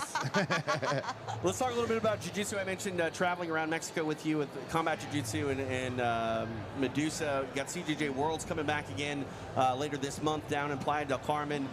We had a huge announcement yesterday. George St. Pierre is going to be coming to the UFC Fight Pass Invitational in December. Like, let's just talk about the sport of jiu-jitsu as a whole, because obviously you're tied in with Eddie Bravo, and those events you guys have done a phenomenal job. You know, mixed martial arts and the UFC as we know it today doesn't get here without the desire of the Gracies trying to prove that Brazilian Jiu-Jitsu is the supreme martial art that everyone should train back in the 90s. And now where the UFC is at, it's really exciting to see the spotlight turned back on Jiu-Jitsu. We have this great sport of mixed martial arts, but, you know, acknowledging the fact that we wouldn't have that if it weren't for Jiu-Jitsu. And now putting on these huge events, you know, what you guys are doing with EBI and Combat Jiu-Jitsu, like, it's an exciting time to not only be a mixed martial arts fan, but if you're a Brazilian Jiu-Jitsu fan, man, this sport is being treated in a way that I don't think it's been treated like in a long time. And now we're seeing these individual fight shows like CJJ Worlds, like the Fight Pass Invitational, where you can sit back and feel like it's a big mixed martial arts fight night, but it's BJJ. In a parallel way, we have Jiu-Jitsu growing, not as much as the MMA, but even a 1%. Right. Out of MMA, if you represent Jiu-Jitsu, that's a lot. Yeah. It's not 1%, of course, it's more, but for me, my number one passion is Jiu-Jitsu. You know, MMA is my life. My number one passion is Jiu-Jitsu, so this is a perfect moment to be alive, to be on this world, enjoying this UFC card, and then, like you're saying, the Gracies planting the seed long time ago, and nowadays Jiu-Jitsu is huge. Vanessa is a black belt in Jiu-Jitsu, she loves it. I love Jiu-Jitsu. There's a lot of people that, you know, have been on a lot of tournaments around the world, probably in Latin America. You can tell the amount of competitors each time is more. The results we have on Combat Jiu-Jitsu and EBI every time gets increased, you know, increase more fans watching the live show. Actually, our show on Fight Pass from March was one of the most seen shows in the United States. You know, Combat Jiu-Jitsu by itself is growing like drastically. The line of growing is even more drastic than EBI. So Combat Jiu-Jitsu is the future. Pay attention. The next show is going to be on July the 30th from Playa del Carmen. It's going to be on the bottom weights with Elias Anderson defending his belt. You know, Elias Anderson had a huge win in Combat Jiu-Jitsu over Uriah Faber late last year as well. He's a star in that game. And, you know, just going down to Mexico, which for the longest time was a boxing, you know, first community. I'm not saying that BJJ is to the level of boxing by any means in Mexico, but you were there, Vanessa, being in that building in Playa del Carmen. I have never heard a crowd that excited for a jiu-jitsu event in my entire life. Oh my gosh, the crowd was roaring every single time that the competitions were happening. We had some of the Mexican, what was that, the Mexican national team that they had over there? Yes. Oh my goodness, everybody that was in that arena, every time somebody would compete off that team, they're like, yeah, and you had them just like soaking it all up and living in the moment. It was amazing, it was electric. Yes, you know, nowadays, Combat Jiu-Jitsu is like his house, his home is Mexico. the Mexicans have shown like a lot of skills and that style of combat sports. Imagine the boxing style adapted to jiu-jitsu. That's combat jiu-jitsu, Right, you know? yeah. So I think there's a lot of talent right there. And trust me, mark my words and my sensei's words. My master, Eddie Bravo, you know, the co-founder and creator of combat jiu-jitsu and EBI, he talked about this a long time ago, and I can see the numbers. I can see the progress, the results on Fight Pass and around the world. And I'm thankful with you and all the staff that trust us and travel with us and go to Mexico, have fun. You know, it's a nice place. We like to show our culture, our food. That is like a nice and safe place to travel to Mexico. I hope you guys can come and watch the next show. Yeah. If not, you can watch it on Fight Pass, of course. Of course, but if you can be there, come on out to Paradise, Playa del Carmen. It's the new Rio. It's the Rio de Janeiro of combat jiu-jitsu. It's better. You know? Yeah, so go check it out. But if you're not, there you go. UFC Fight Pass. Vic, I appreciate your time. Thank you so much, brother. Enjoy See you in UFCX. Playa del Carmen. Yes, sir. Vanessa, Yes. see you in Playa del Carmen. See you Saturday, MMA Mexico, the return. Sunday, Combat Jiu-Jitsu Worlds, the batting weights. Thank you so much. Master Big Deal Double G from the HBC. You know me. He. What? Dang, I need to work on my freestyle. That's nice. Yeah. See you guys later. We're going to have fun. There he is, Master Victor Davila, kind enough to join us here on Extra Rounds as we broadcast live from UFCX. It is International Fight Week. Man, I'm T to the J. I'm here to stay. Thanks for coming out. Yo! I like to play. Hey, Something look like at that? I you. don't know. Oh my That's bad. goodness. That's bad. That was way better than I thought it was going to be. That was but great. I'm trying. Surprised me with that one. Yes. Robert Whittaker's on this card. I haven't even talked about Robert Whittaker fighting. This is how, this is how many stars have been coming up here. Yeah. Like, we haven't even gotten a chance to get down the card. And he's fighting Dracus Duplessis, who, you know, on paper was next in line to fight Izzy. And then he really chose to take this fight against Robert Whittaker, which a lot of people are saying, man, why would you do that? Robert Whittaker has not lost to anybody not named Israel Adesanya since, like, 2012. Yeah, long time. And, you know, like we were making the argument that this is basically going to anoint a #1 contender, no doubts about it. Like, never say never. Something could always change. It is mixed martial arts. Dana White likes to give people the fights they want, so maybe someone else comes out of nowhere and the fans want it. But for all intents and purposes, the winner of this fight on Saturday night is going to walk out the #1 contender at 185 pounds. I'm excited to watch this fight. First off, I love watching Robert Whittaker fight. Like, that man is a tactician. You know, I mean, there's a reason why his nickname is the Reaper. And Dracus Duplessis, somebody who's like, you know what? I could just like sit on the sidelines and wait to fight for the title because he knew that he was next. And he's like, I want to fight tough competition. And that's what we all want to see. We want to see tough competition fighting tough competition. And he's like, I want to take on the best because when I become the champion, I want to say I fought everybody I needed to on the way up. Yeah, and, you know, looking at the lines, Robert Whittaker, -410 favorite. They come back on the underdog, Duplessis, +310. So there's a lot at risk here because, you know, for Dracus, if he's not able to get the win, he slides down the ladder a little bit, and it's going to be probably 3, 4, 5 more fights where he has to win before he's going to be back in that title discussion. Yeah, this is very true. I do believe that he knew that before signing up for this fight. Like, that's something that he knew before creating the discussion. He's the person who created the discussion for this fight to happen, which is just madness to me. Yeah, no, absolutely. He's a madman. He's a madman. I mean, you kind of have to be a little bit to get in the octagon, right? I guess a little so. bit. A little bit. Guess so. We were talking about that bull earlier. Are you going to go get a rematch with that bull? Man. I think they can turn it up a little bit. I'm already the champion of that bull. Oh, okay. It's already been settled. The score has been settled. All right, I like that. Score has not been settled, though, for PBR in their team championship. That is headed your way coming up October 20th through the 22nd. You can get your tickets right now and receive a 30% discount by going to pbr.com/champs. That's pbr.com/champs. They call it the toughest sport on dirt. And, yeah, I agree with that because those bulls mean business. I agree with that. I don't know. I mean, it might be the toughest sport, period. Maybe. I mean, as a UFC fighter, I feel like if I had to go up against a bull and get kicked in the rib, it's game over. I can get kicked in the rib by a human all day. You might go flying if a bull kicks you in the rib. I don't know if I'll still be alive when I land. You'll be alive. You'll probably be like, that was fun. Let's do it again. I know your personality. If I survived, I would be like, that was fun. Let's do it again. But I know your personality. The survival rates. I mean, I'm little. Vanessa gets locked out of her room in Mexico on her balcony, and instead of shouting for help, she decides to pretend like she's Spider-Man and I don't even free climbs. Scaled a 13-story building. The truth is, though, is that I did scream for help. I was just so high that nobody could hear me. Yeah, but so I mean, had to no scale offense, the building. we don't tune you out, but when you scream, we're like, oh yeah, it's Vanessa. We don't necessarily always go, oh, does she need help? It's like, no, she's excited about something. This is very true. You know? That's what I learned. That's what I learned traveling with you. So I love this. You're coming to Mexico again in a month? That's what, yeah, I guess. Well, I mean, if Vic that's says, what Dr. then Vic yes, just invited me. You guys Perfect. heard it. I will be in Playa de Carmen. Playa del Carmen? He says At it the end of the month. he says it like Playa del Carmen. I can't do say that. it. Yeah, I can't say it the way I he can't says roll it. my R's. Yeah. I can barely say TJ DeSantis, and that's my name. My name in English is Vanessa, but apparently the way he says it, it's Vanessa. Yeah, with a B. Vanessa. The man wears glasses indoors, sunglasses indoors. Everything Vic does is awesome. I love Master Vic. I He's can't pull that amazing. off. I wish I could pull that look off. You know? He is him. Yeah, He is absolutely. him. So I think he's going to be out here as well, broadcasting across the way at Radio Row. So if you are in the area, please come out to UFCX. It is definitely an experience unlike any other. You're going to see athletes from all corners of mixed martial arts and boxing. Freddie Roach stopped by. Like, how cool was that? Freddie Roach. Yeah. Yeah, the living legend. You know, and who is still actively coaching. Yeah.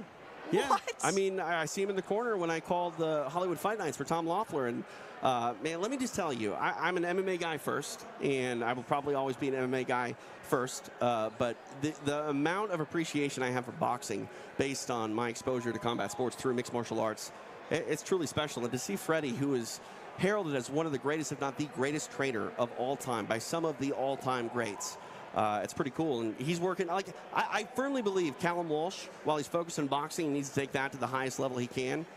We're going to see that kid in the octagon one day. 100%. Yeah. 100%.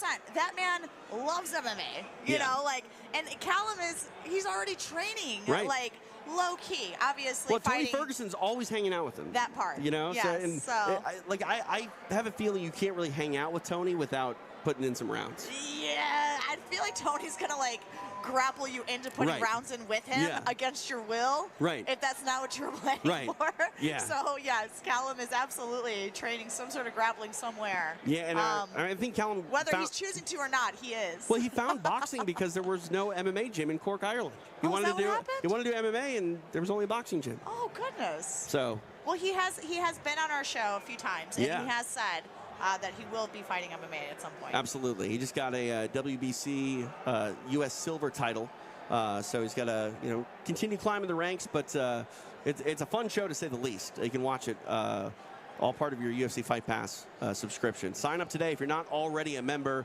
UFCFightPass.com. Again, the biggest no-brainer in combat sports. That's right. Why isn't that the tagline? The biggest no-brainer in combat sports? Yeah, sign up today. It's the biggest no-brainer in combat sports. I mean, it should Maybe it be. doesn't roll off the tongue like step into our world. That part. Yeah, but UFC Fight Pass has absolutely everything. From boxing to jiu-jitsu to MMA to podcasts. So, yeah, the and extra rounds. The extra The rounds. show. Yes. Yeah, it's got more Vanessa Demopoulos than you can handle. Are you going to go step into their world out there after I this? absolutely am. Yeah, I'm going to head over to the fun zone, have some fun over there, go do some media, some meet and greets, say hello to everybody. I know funner isn't a word, but Vanessa Demopoulos getting in the fun zone, it's going to be the funner zone. Yes. Yeah. I love that. We can just create our own words. I dig it. Yeah. All right, perfect. Well, I think Bruce Buffer's coming up here a little Whoa. bit. Yeah. It's almost Bruce time. Buffer. Yeah. We can't say that without saying it's almost time. Right. Yeah, that's a safe bet. It's safe. Safe bet. Yeah, Yes, you don't ever it's want to quite get a safe. cease and desist. You know what I'm saying? It's generally a good idea to avoid that if you can. What am I doing here? I'm There's a pressing this lot of button. exciting things, right in front of us right now. There's another podcast that's being filmed here walking around. You have all of the medias, the UFCX. We're here live at UFC Expo at the convention centers in Las Vegas, Nevada. This is everything. This is Christmas Day. Yeah, it is. All right. Well, go open some toys or something. Have some fun. Yeah! All right. You'll be back later, I think. We'll hang out more? Absolutely, All right. yes. All right. International Fight Week rolls on here in Las Vegas, live from UFCX. I'm TJ DeSantis. That's Vanessa Demopoulos. This has been Extra Rounds. Bruce Buffer coming up a couple minutes from right now. So Stick around, have fun. It continues here live in Las Vegas. To catch an encore presentation of this broadcast or to check out the archive, visit Podcast Central at ufcfightpass.com. Extra Rounds is a TJ DeSantis production. Its content is intended for private use only.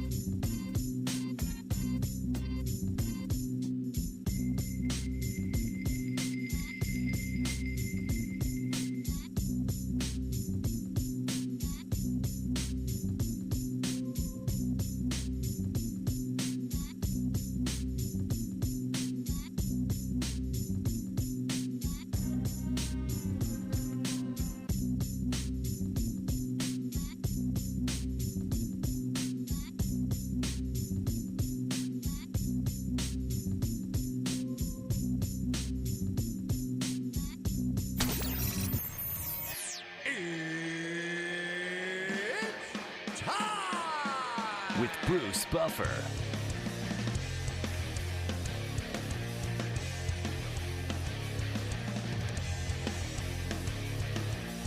And now, it's time for the voice of mixed martial arts. We are live! It's Bruce Buffer. Bruce Buffer. From the shores of Malibu where the waves are pumping to the Great Wall of China where no one is jumping, we are live from the UFC Fan Expo.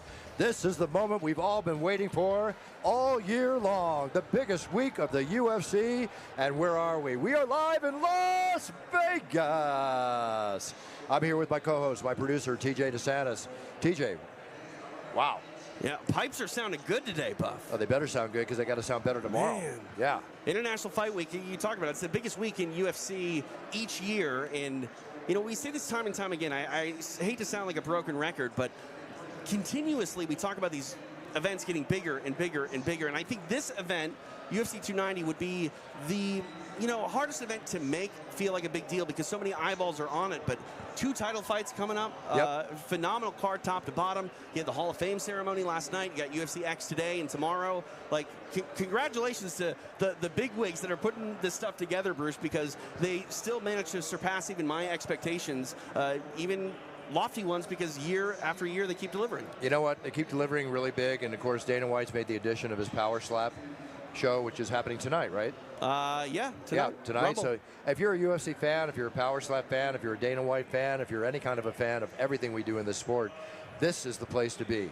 I mean, when you think about it, look at this. It's rabid fans everywhere. Right. This is such a dedicated audience. I mean, the UFC store, did you see all the merchandise they have there? So much stuff available. Unbelievable. I mean, I was going through it, and I thought I could easily spend a couple $1,000 right now. Absolutely. And, you know, there's that old saying, like, have Christmas in July. Well, there's plenty of things to shop for if you want to, you know, find your loved ones a gift. You know, this is one thing I love doing. If people don't know, we do It's Time Radio. That's been a podcast that's going back to like 2008 at this point. Like 16, 17 yeah, years? I mean, long before Joe Rogan had a podcast, Bruce Buffer had a podcast. That's right. There. Joe Rogan's walking to the bank saying, I started after Bruce right. Buffer, so it's okay. It's all right. But I will say, you know, normally we're in our own studios away from everyone. It is fun to be in front of the people and to witness and be a part of this community. We were talking earlier, like there's so much energy around a typical UFC event. But, you know, with International Fight Week, to be in the midst of this, doing this show, Bruce, it's a very unique experience. You know, it's very unique, and it reminds me actually when we used to do the show in the studio together. How much fun it was. Oh, man, I miss those days. We had Jean-Claude Van Damme in studio. I know, Jean-Claude Van. We had so many incredible people. It was awesome. You know, maybe we'll build another studio. Maybe we'll get Crowley to build us a studio in Southern California. Hey, Crowley, you hear that? Well, you better. Need a studio. Just make sure it's within 10 minutes of my house, please. Of course, right. I think I might have to move 10 minutes within your house. Well, you know, the reason I say that is that the studio we used to have was about a 20-minute drive. Right. But they put up those cameras on the red lights. And yeah. I got a ticket going to the studio and back in one day. 2 tickets. 2 tickets in one day? From the cameras, yeah. Did you actually break the law? I mean, was that's the question. 10, 15 pounds over the speed limit, 10, 15 miles over the speed limit. It's weigh-in day for the UFC. You got weight on your mind. Yeah, I always love when you see those camera shots and they come in the mail and you're like, ooh. I haven't gotten one yet. Don't. All right, I'll try not to. I got plenty of parking tickets. That reminds me, I think I need to pay one, actually. Yeah, you better pay them. Yeah. They'll put a boot on that thing. Yeah, I think we might be joined by some special celebrity guests here. I don't want to say names yet. I'll say one. Glover Teixeira might be joining us, so Very hopefully cool. How about chat with Glover. Reed? Oh, there's Reed Harris. Man, the myth, the legend. Yeah. Man behind the WEC. Still doing big. Reed's been an unsung hero is Reed Harris to the UFC. You know, when you think about all the employees in the UFC, the people that work with the UFC, but if you look at the pedigree of Reed Harris, everything he's brought to the table, never wanting to step out in front of the camera and really take credit for anything, just making sure that everything runs smooth and runs great. I love Reed. I mean, he's always got my back. Always got my back. And you're not going to find an athlete that will say anything bad about Reed Harris because Reed's the hookup to all the athletes, and he takes good care of them. And, you know, one thing I think that doesn't get talked a lot about with Reed is, you know, obviously people know that WEC, Zuffa purchased it, but the early days of the WEC, they were an independent company, you know, operating the Tachi Palace Hotel and Casino out there in Lemoore, California. Back when being a mixed martial arts promoter, you might have been passionate about it, but nobody cared because no one knew what the sport was back then. Well, you know, I finally did announce a WEC. Did you really? Yeah. So it was right before they stopped it. Okay. And I remember getting into the cage. I was thinking, don't say UFC. Oh, I remember this. This was that pay-per-view. Yeah, and people were actually taking bets that I was going to say WEC accidentally.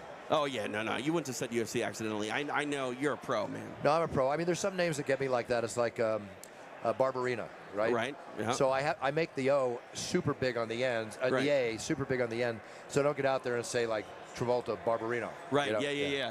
You know what? One thing that I love is, some of the old events, you can see your personal evolution in your announcing style. And man, UFC Puerto Rico back in the day. I mean, you're a lot different than you are now. But also too, like UFC 100, I think you were significantly different in your style thing compared to say UFC 200. And now UFC 300 is just around the corner.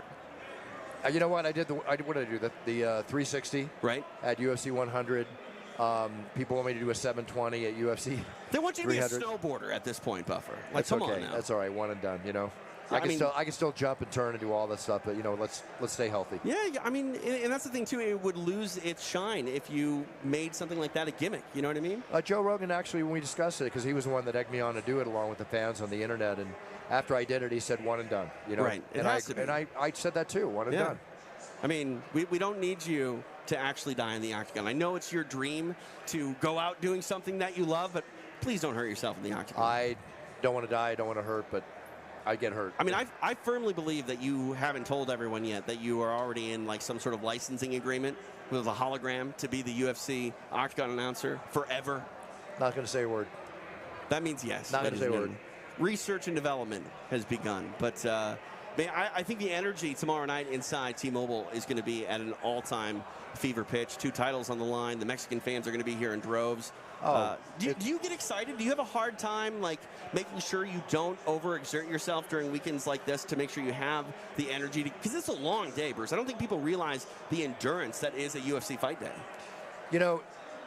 Listen, the show is not about me. The show must go on. It's about the fighters and it's about the fans. Right. I always say that.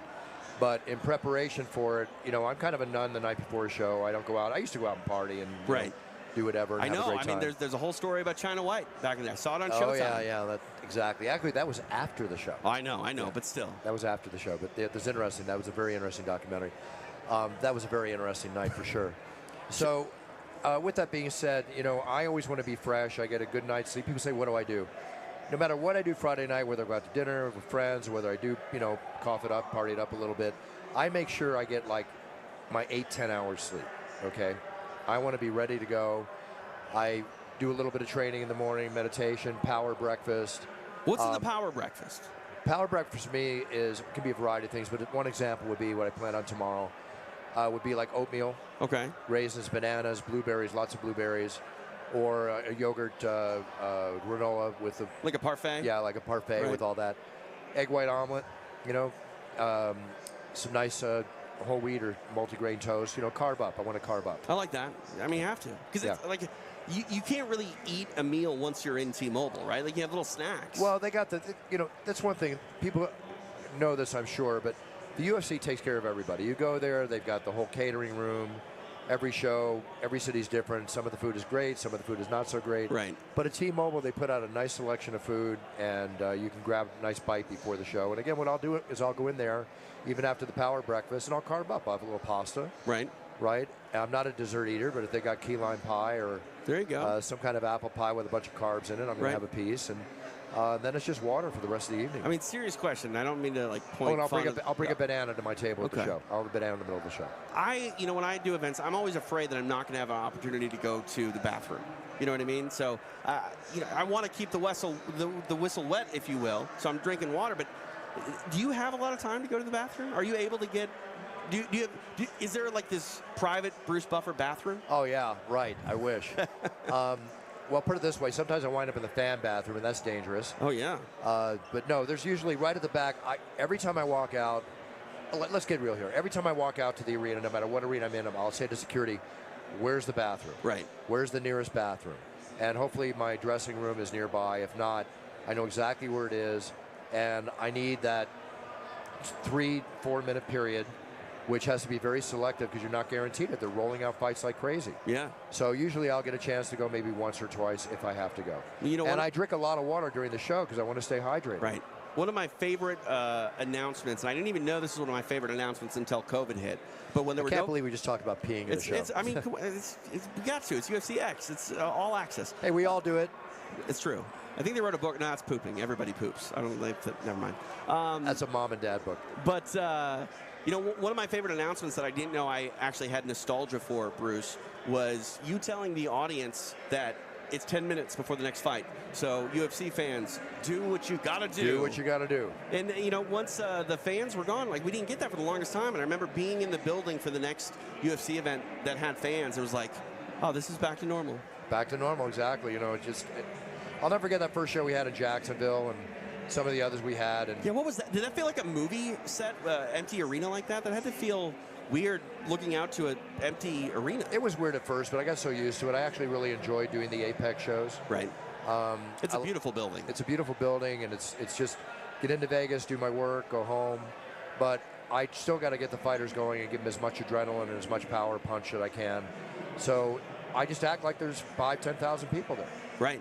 You know? Just manufacture it yourself. Just manufacture. Try to create the atmosphere. And it's on TV, and hopefully it comes across that way. Yeah, and you know, that's one thing I know you love working in front of a live audience because you can feel their energy and you give it back. And man, there are certain stadiums throughout this world where I can tell through the television or if I'm in the building that you're giving them a little bit more because they're giving you more.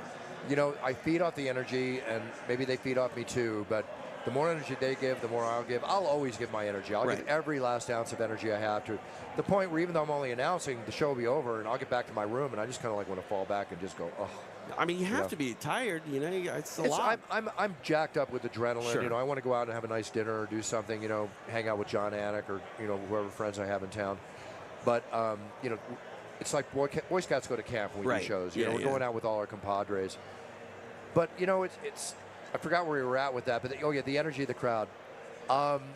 You know, when I walk out and the first fight hasn't even gone off yet, and if there's like a few thousand or in some cases half the stadium or more is full, and they go nuts, you know, go crazy when I walk out. I like to walk in the octagon and bow to them and acknowledge the crowd and just like, hey, let's just look forward to a really great evening. Let's have a lot of fun here. It's time to party. You know, I'm looking at what they're doing here all weekend with the Hall of Fame ceremony and obviously the expo today and the upcoming fights.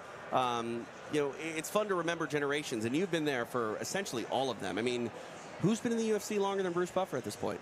Nobody. Nobody. I think I'm the longest one. Yeah, I mean, it's you and then like Andre Arlovsky at this point. You know what I mean? Well, I'm longer than Andre, but Andre's longer in the tooth than most anybody. Yeah, no, UFC 28, I think, was his it's amazing debut. So, yeah, and that's the thing, too. People don't realize that you invested in combat sports a long time ago. You owned websites that covered the sport. Well, I mean, I was working in boxing with my legendary brother, Michael Buffer, and I announced boxing before I ever even announced UFC. And actually, my first fight was a kickboxing fight many, many years ago. But yeah, you know, when the sport started and the internet started, and really when the sport started, the internet was just basically starting. Yeah. Back then, and there was maybe, aside from UFC.com, there wasn't really that many sites covering. No. Martial Sherdog. Right. And we started Max Fighting. Yeah. You know, and Max Fighting, a lot of people came out of Max Fighting and went on. Tom Gerbasi went on to work for the UFC. I mean, he's been at the UFC for almost 20 years now, Gerbasi. Yeah, he was there. Josh Gross went on to do his thing and wound up, you know, having battles with Dana White. And then now he does his thing elsewhere, whatever. Hey, Josh, just playing around with you. But, you know, all these journalists, you know, came out of it. Yeah, no, 100%. And that's the thing, too. As big as this sport gets, I still think that it's a small community that makes the world go round. Well, it's a small community when you think about the fact we were taken off the air back in the late 90s. Yeah. When the you know, when it came down, we were taken off in demand, and we were only left on DirecTV. And that was when people didn't have satellite television. No, we had 65 million potential people to watch and buy the UFC. We're down to 16 million on in demand. Yeah, I mean, the UFC was the fastest growing pay-per-view, top 10 pay-per-view when it first started. Right. You know. And did you know it would get to this level then? Because I mean, there were some bleak years. I believed from day one. Yeah. It was going to be the biggest thing in fighting sports. That's why I invested in it. That's why I got my brother Michael to announce it in the beginning. That's why I worked my way into it the way I did, which took me a year and a half to get into to become the Octagon announcer. And you never wavered from that, even in the dying days of SEG? You still believe that there were the brightest days were yet to come? I was worried that we were going to go under, and it was when SEG, we did one event in a city in Louisiana, I think Lake Charles, I forget where it was. But there was maybe 1,500 people in the audience, and that was when Kevin Randleman slipped and almost knocked himself out. Oh, the pipe in the back, The pipe in the back, and they came into the IFB in my ear, and they said, hey, there's no main event. Tell the audience there's no main event. Kevin Randleman knocked himself out. Go home, bye. You know, what were you supposed to do? It was can and bottle time. I mean, people were really upset. That was the lowest point ever I'd seen at the UFC, and I remember that show or a previous show, I met Dana White introduced me to Lorenzo Fertitta. And then when I got the call from Dana, or from Robert Meyer, was the owner, that Dana bought the show with the Fertittas. Right. That was a turning point. I thought, okay, we're going to get back up there again.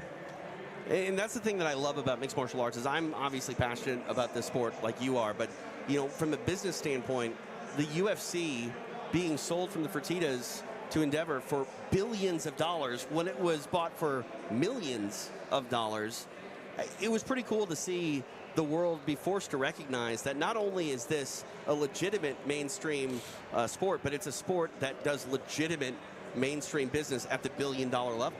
Well, yeah, because you know when they first bought it, they paid $2 million for it. It's no secret. Which was a risky deal at the time, to be honest. What you were buying wasn't much. Very risky deal. They had to put a lot of money into it. They had the deep pockets to do so. And when it sold for $4.2 billion, had you owned one share of stock back then, which being the businessman that I am and was, I thought, why the heck did I not try to buy one share? Because it was worth $42 million. Unbelievable. Unbelievable. And there's still brighter days coming. Like the UFC continues to raise the bar. And did you hear the news? George St. Pierre coming out of retirement to do grappling. I think it's great. UFC Fight Pass Invitational. Like, I love Brazilian Jiu-Jitsu. I love grappling. I've called some events that you've been a part of with Eddie Bravo. Yeah. And GSP lending his name to active competition, that's going to change that sport. It's going to change the sport, and other top fighters have gone in, but this is GSP. Yeah. And we've always thought, oh, is he going to come back in the octagon? Is he going to come back whatever? But he's coming back in a grappling way, and, you know, safer for him, healthier for him. And maybe if he gets the itch, maybe he'll get back in the octagon. Who knows? Maybe. I'm just curious who it's going to be. I had a chance to speak with George yesterday, and he's such a class act. And you know, he's doing it for the right reasons. He's very calculated with it. I mean, when he came back to middleweight to fight Michael Bisping, he wanted to do certain things in the training room to make sure that he could be fight ready. He's got that same mindset for this FPI participation. But I threw a name out there, and he definitely didn't shoot it down, but also kept his options open. I would love to see the freshly inducted Anderson Silva get on the mat with GSP. Well, that's one of the fights that all of us wanted to see our entire careers. Right, and if it happens in a Brazilian Jiu-Jitsu rule set, I still think that delivers, that scratches that itch to a certain extent. I agree. Listen, anything can happen. I mean, people are talking about maybe Khabib, you know. Well, I heard Khabib is coming back. That'd be news to me. I thought I read where he was going to do grappling. I mean, maybe. You know what? There's always rumors out there. It's a rumor mill. Right. Everybody talks. I hope you're right. You know, speaking of legends, there's Don Fry down there. I know. He's got a new show on Fight Pass called Tea and Whiskey with Caroline Pierce. Don is one of the best. One of the best personalities. Well, my first UFC in UFC 10, was it? Yeah, it was the premiere of Don Fry. Wow. That was that tournament that Mark Coleman won. Dothan, Alabama. Yeah, Dothan, Alabama. Yep. Man, when's the last time you were in Dothan, Alabama? UFC 10. That's funny. That's funny. Yeah, I love seeing, again, personalities from yesteryear. Don Fry, one of those phenomenal individuals that, you know, is still around the sport. And that's what's exciting to see all those, you know, familiar faces. You know, you talk about when the sport went from spectacle to sport. There's an example of what it was like back then. Don Fry was one of the more polished, you know, strikers coming in. And never forget with his red, white, and blue Speedo and, you know, looking like Mr. America at the same time. He was one of the first examples of a real mixed martial artist, too, mixing multiple facets. Yeah, for sure. It was just very exciting to watch him win. And we've always gotten along. Don's just a great guy. I'm looking around this place, and I'm seeing legends everywhere. Yeah. Yeah. It's awesome. I mean, here I am. I've been in this thing over 27 years, and I'm like a fan right now just looking around. This is so awesome. I mean, 30 years, and you've been around for 27 of them. Unbelievable. Well, you know what? Maybe at 30, I'll get the gold watch. Who knows? Dana, Rolex, please. Rolex. I mean, Rolex. it's got to be a Rolex, Gotta right? There you go. Bruce Buffer doing work here at UFCX. It is It's Time Radio. Want to tell everyone to check out all the archives of our shows available on UFC Fight Pass. You can also check out the show on Spotify, iTunes, wherever you listen to podcasts. Just do a search for It's Time. This is a question you probably get a lot, but is there one individual moment over your 27 years in the Octagon that sticks out where if it was the movie and it was encompassing your life, what is the ending scene where it's like, I was a part of this? It's one of the most, TJ, honestly, I wish I had an answer to that because it's one of the most difficult questions for me to answer because I've had so many incredible experiences that the moment I think I've experienced the most amazing experience, I experienced another amazing experience. I can't name one. I can name memorable ones. Right. Let's face it, the Forrest Griffin-Stephen Bonner fight, the finale to the Ultimate Fighter Season 1 series, that was tantamoutly just one of the biggest moments in UFC history. UFC 100, the fact that we hit 100 pay-per-view shows. Century mark. Even forgetting I did the 360 in front of Brock Lesnar at the egging on of the fans and Joe Rogan. Just that whole night, was amazing. Yeah, no, phenomenal. One thing that sticks out to me is opening up Madison Square Garden, being in the world famous. There's another arena. example. The fact that I walked out of Madison Square Garden, the mecca of fighting, that was like tantamount. And then you think, okay, what's another one? Open up the O2 Arena in London, right? How about Paris last year? Paris was another very, very memorable event. And I go on and on. When we go into other countries, whether it's like Sydney, Australia, and we experience the different cultures, and when you think about all it took to get the UFC to where it is here in the United States, they still fight that same battle in other countries. Right. So when we finally go in there, whether it's Germany, other ones we're going to go to, I can't wait till we go to Italy, whether it be Elon Musk and Zuckerberg. You think it's going to happen? Could you imagine doing that introduction? All right, well, let's talk about that for a second. Okay. Everything I'm seeing and hearing, and people I've talked to, I would say there's definitely a really solid chance this is going to take place. Wow. I mean, you would know better than me. You have conversations with the I'm big not guy. on the inside, okay? Right. I don't know everything. But you get that feeling. Yeah. It's not just something they talk about on the internet. Not just fluff, if you will. Hey, Steve. All right. How are you, buddy? It's good to see you. I haven't seen you in a long time. Speaking of shows that you can watch on UFC Fight Pass, the 3 knockdown rule covers the sport of boxing. You can watch it on UFC Fight Pass. It features Mario Lopez, Mario Lopez, you know him, and a man that I have never met, but I used to produce his podcast, so I'll give you that. Steve Kim, kind enough to join us. Steve, how are you? This brings back memories. I don't know if you know this, but in like 2004, he was my radio producer. That's right. And so here's the funniest thing. So we created something called the SK Radio Network, because there's no such thing, it was just my initials. And the most memorable interview we did, I don't know if you remember this, but I asked Bob Aaron, Bob, you promised a great undercard. I don't think you delivered. What do you have to say to that? And he goes, goodbye, Steve. And he just hung up on the interview. I don't know. That's right. That's true. And that's the difference, though. Boxing for years neglected their undercards. And I think that Dana White actually kind of learned that this can't just be about the main event. The one thing I've always said, look, I'm more of a boxing guy. Top to bottom, what I've noticed about UFC is that they have much deeper undercards. And I'll never forget, a good friend of mine, we both know him, Mark Ratner. When he turned over to UFC. So you know the one thing I noticed about this UFC thing, Steve, I'm young at this, we were a show in Toronto, is that opening bell, 80% of the audience was in their seat. Right. You go to a boxing match, it's the funniest thing. You want to see a swath of empty seats, go to a pay-per-view event at about 7 o'clock. You've been there, Bruce. I've been there left and right for 30 years, and plus in and out of boxing. You're absolutely correct. And, fight of the nights in UFC are sometimes the first and second prelim. Yeah, it is a different culture. The UFC really is about the card. And look, I think boxing's having an excellent year. Sure. DJ, I actually cannot complain about the matchups being made at top. The problem is, and it's inevitable that the better the main event, the worse the undercard, because all the money's going to 98%.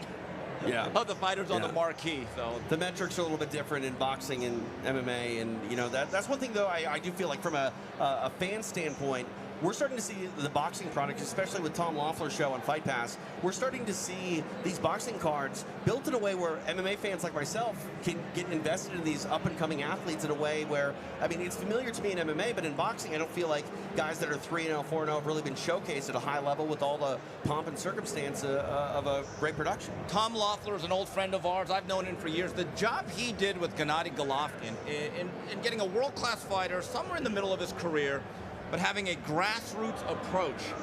And it wasn't always about the money. Right. They would actually take less money to get better guys in there. And instead of just going to casino venues, TJ, they went to LA. They rented out the Garden. They went to places where they said, we're going to build something. And I know one thing about Tom. He is a worker. He's very conscientious. I went to your last show last month at the Commerce Casino. I would have said hi. He was busy, though, with Doug Fisher. And That's right, yeah. And I just love the fact he's taking a guy like Callum Walsh. But you got to have, here's the thing, though, guys, and this is where boxing needs to have a culture change. You have to have the boxers understand the overall plan. It's not always about the money in your 6th pro fight. I see too many times where young boxers say, well, if you're not going to pay me what I want, I'm simply not going to fight. At the sacrifice of activity. Now, I believe Callum Walsh is coming back relatively soon, correct? There's talks about him fighting at Madison Square Garden. Yeah, that's in November. I heard that he might have a fight in August. So that's trying to figure that out. Sergey Boachuk, I know you're doing a show in a couple of weeks. He's a really exciting fighter from the Ukraine, I believe.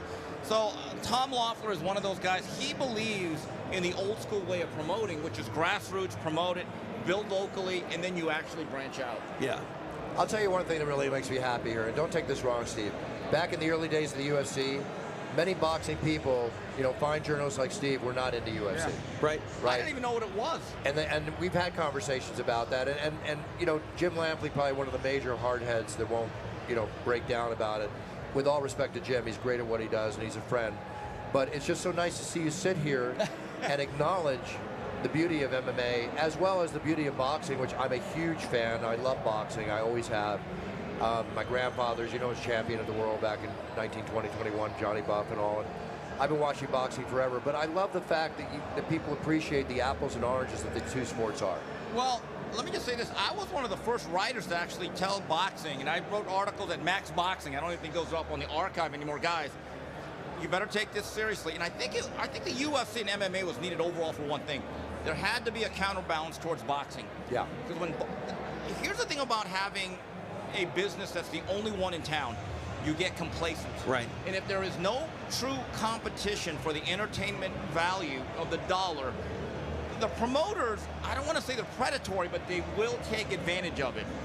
And the one thing I do like about boxing this year is that it's actually stepped up its game, and it has to realize that you're right, Bruce. I think there was a time about 15 years ago, boxing had an arrogant attitude that we are the only game in town as it relates to combat sports in America. Right. If the powers that be in that sport could not recognize the growing appeal and the influence of it, because think about this, guys.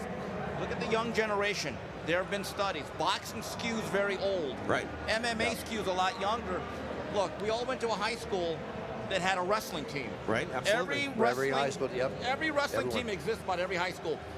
They haven't had boxing teams in about 50 years in America. So if you actually look at the natural fan base and the participants that are being created in America, the demographics actually skew in one direction.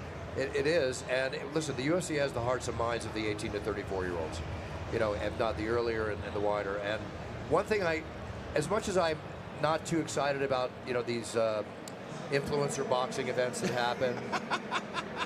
But I mean, Logan Paul's a buddy of mine. I admire what he does. Jake Paul walks to his own tune, the whole bit. But at least they're bringing young eyeballs into boxing. Hopefully those young eyeballs will watch Canelo and watch, the other great boxers that are out there, and Joshua when they go at it. Bruce, I don't know how long that fad is going to last. I don't know if we're at the 15th minute of that. It's already lightening up, Steve, but however, yeah. The fact that it was allowed to exist had a lot to do with the fact that boxing overall may have not been giving the fan base what they wanted a couple of years ago. Absolutely agree.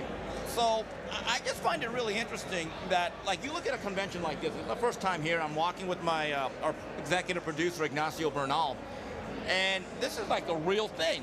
Right. You couldn't do this in boxing, and I'll tell you why. because you could not get Top Rank, Matchroom, The Zone, Showtime, Right. the WBC. It's certainly fractured to a point that to get Top Rank to do anything with Golden Boy of this nature for the fans, it just can't happen. But that, what you just mentioned is one of the key reasons that boxing so much was shooting itself in the foot in years and years ago, because in the UFC, the best fight the best, right? Promoters don't work together all the time in boxing. You know, once in a while they do, but not all the time. Here's the thing. I don't want to complain about Crawford Spence. I think it's an excellent fight. The one fight I'm looking forward to as much as anything. But this is the reality, and people aren't going to like that I say this. They're basically 35 and 33. If this was the UFC, they'd be on their, what, fourth fight? Oh, yeah. I mean, that the track record suggests, look, one thing boxing has to do to build off of this year, which has been a very good one, they got to start getting these guys in a little bit sooner. And one of the issues that I think boxing really has is most of our elite guys do not fight enough anymore. Bruce, when we were talking with Gary Randall back in his old loft, our top 10 fighters, the blue chip guys that we like, would generally fight at the top end about 3 times a year. Every 3 to 4 months. TJ, I've actually charted this. They fight about 1 or 2 times a year now. Wow. So and I've asked this, how in the world can any sport grow if your version of Kobe Bryant or LeBron James is only out there 8 months? Great analogy. Yeah, and MMA guys, they want to fight at least 3 and if not 4 times a year. Well, you go back at the old days when Jake LaMotta would face the same opponent, or Sugar Ray Robinson, like twice in 3 months. Well, here's what happened. So Ray Robinson's first loss, I think it was like a 79th, 80th fight. He loses to Jake LaMotta. Everyone always talks about how they had a rematch 3 weeks later. Ray Robinson actually had a tune-up fight in between the rematch. Now, we're not asking for that because the game has changed. But I think one of the issues that boxing has that does bother me, the networks are promoters, whether it's Showtime or ESPN. Right. And once you sign a deal, an exclusive output deal with a network, it is very hard to actually make cross-promotions or co-promotions. And then all of these promoters have a budget within the network, which means you could be the most exciting fighter in the world, but if you're making a certain amount of money, you're already limited to 2 appearances. You're simply not going to get the third. I don't know how you really change that, guys, and that's one of the quandaries I think boxing has moving forward. Yeah, I agree with you. You know, another thing too, you know how they talk about the pay with fighters, and you know, one thing about, and with all respect, there's boxers out there, you've seen the paychecks, they're fighting undercards for like $1,500. Can I say something? And I've written about it, so this is not pandering to anybody. A lot of boxers are overpaid. It's the God's honest truth. That's why a lot of pay-per-view fights actually don't make money. Right. People can say what they want and criticize what happens. All I know is this. The reason why boxers are overpaid is because promoters need to stack their rosters for the networks that they have a deal with. So in essence, you are not getting paid for the actual value because they're not actually looking at, well, how many tickets do you draw?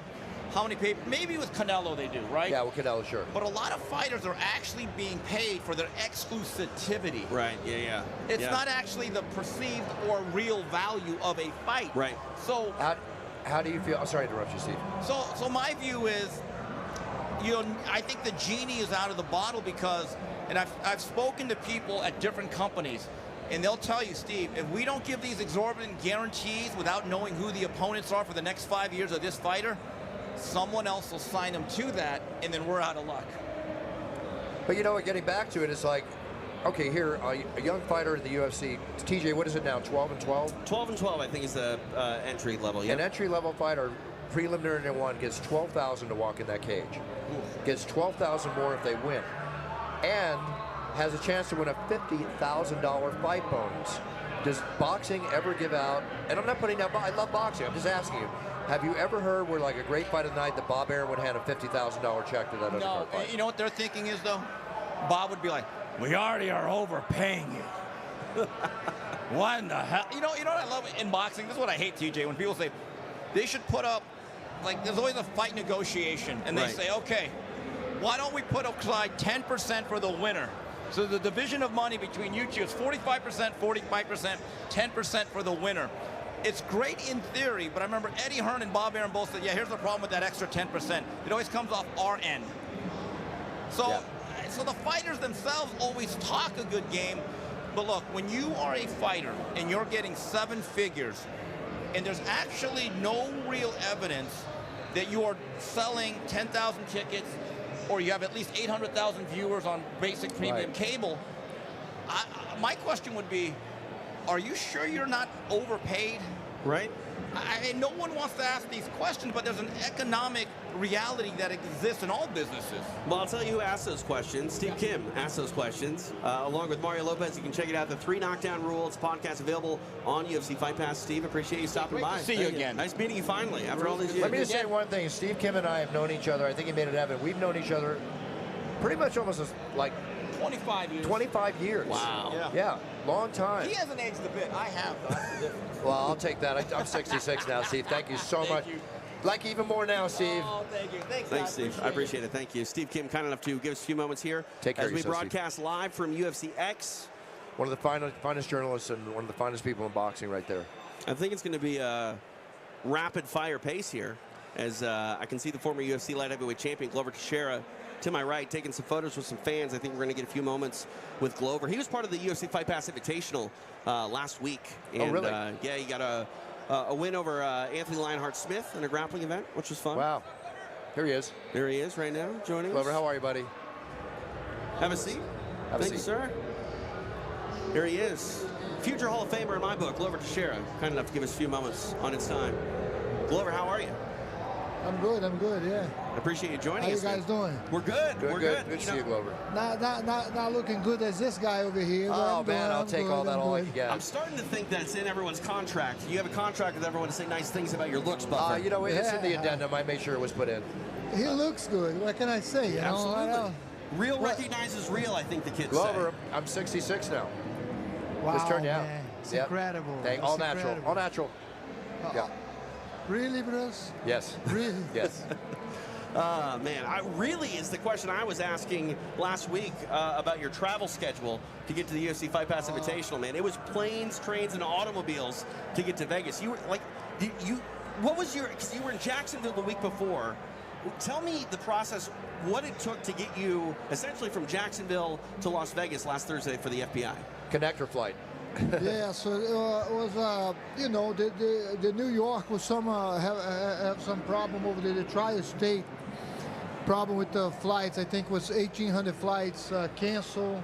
So I couldn't make it, you know. But the whole organization, you know, the Fight Pass Invitational, give a great support, and Anthony Smith, and we were able to get here a day before the match and did the match. I'm so happy with that. I mean, I was so happy. It was an honor to, you know, call your fight, and, you know, to have you retire earlier this year from mixed martial arts competition to come back and do jiu-jitsu. It looked like you were having fun out there. For all things considered with the traveling and, you know, dealing with a tough guy like Anthony Smith, you looked right at home on that mat. Was it exciting for you to do that grappling and, you know, compete, albeit away from mixed martial arts? Yes, man. I love the rules. I love the way the match was. We walk in a platform. It was great. I really enjoy. Hope you guys get me there again, and I'm looking forward to it. Did you like the rules set up? You know, the 3 rounds and the judges. What were your thoughts of the concept there? I love Guys, both of the rules. I love the dynamic Look at this superstar over here. Jesus. Real quick. That's He's it. the No more. best. That's He's it. the best, You said man. one, man. You know, he is like, look at that. He's taking care of the fans. I'm just here blown away that Glover, the great fighter that he is now entering the world of grappling. Yeah. How long are we going to see you do this, Glover? I don't know. You know, long as Because I the money's feel- going to get better. You know that. Okay. Well, I mean, Sounds George good. St. Pierre's coming back. Did you hear about that? Yes, I heard about that, and I was so excited to see GSP go over there and do his thing again. It's going to be amazing. That's huge. But yeah, that's the thing too. I feel like there are, you know, stars like Gordon Ryan. You know, he's changed the sport of grappling tremendously. But, you know, gentlemen like yourself that are established UFC names, after your fighting career is over, there's still, you know, ways to be involved with the sport and to compete at a very high level. I think we're going to start to see more and more events like the FPI really put on these shows and make them feel like big UFC fight nights, but have it be Brazilian Jiu-Jitsu. Yes, and like we talk about the rules too. Like you see a guys like God, you know, any of those guys, the high level jiu-jitsu like Gordon Ryan, Cyborg, you know, and Wagner Rocha, although Nick, Nick Rod, they are very hard to get in a position to get finished. So with their rules, it's like they already starting your back, starting your arm bar. Right, yeah. It's like that. For the fans, I think, because I was like this, like, oh man, he's gonna get out of there, you know? Because you put yourself in a situation that I think is gonna be great for the fans to look and keep watching. So let's take it a step further, Glover, knowing that the warrior that you are and forever will be. Would you ever do the combat jiu-jitsu where you can palm strike? Hey, Bruce, if the money is right, man, I do anything. Good answer, you know? Glover. I knew that was going to be the case, yeah. Yeah, I do anything, man. Yeah. But it'd be fun to go over there, do it, because my jiu-jitsu, my whole life I trained for that. It's more like my setup, a guard pass, set up for submission. I set up with striking. So if I'm gonna guard pass, I strike, then I pass, and stuff like that. So I have a little bit difficult time to like adjust it, you know, with no striking. Right. Well, you know but, what? Hey, if the strike comes along, why not? Let's see. If the strike comes along, strike it. Yeah, let's do it. I also want to give you credit too, because you're one of the. I'm a firm believer in the jab. Okay, I think the jab sets everything up. I think it sets up, obviously, the knockout punch, obviously the takedowns, double, triple jab, but not everybody in mixed martial arts practices the jab. No. You did, right? And let's say that was one of your biggest points in your arsenal, right? Wasn't that one of the more advantageous things you had, the jab? Yes. My older age, when I got the boxing coach of Finale, he started telling me the jab. Yeah. So yes, I start jabbing more to coming in because I'm a shorter guy. Most of the guys that I fight is taller, so I have to use a lot of jab. Yeah. Open them up. And the beauty about the jab is you don't have to put a lot of power behind it, so you're not wearing a lot of energy out. You let your opponent walk into it. Yes, you know? That's another thing. You keep jabbing, jab is for everything, you know. Like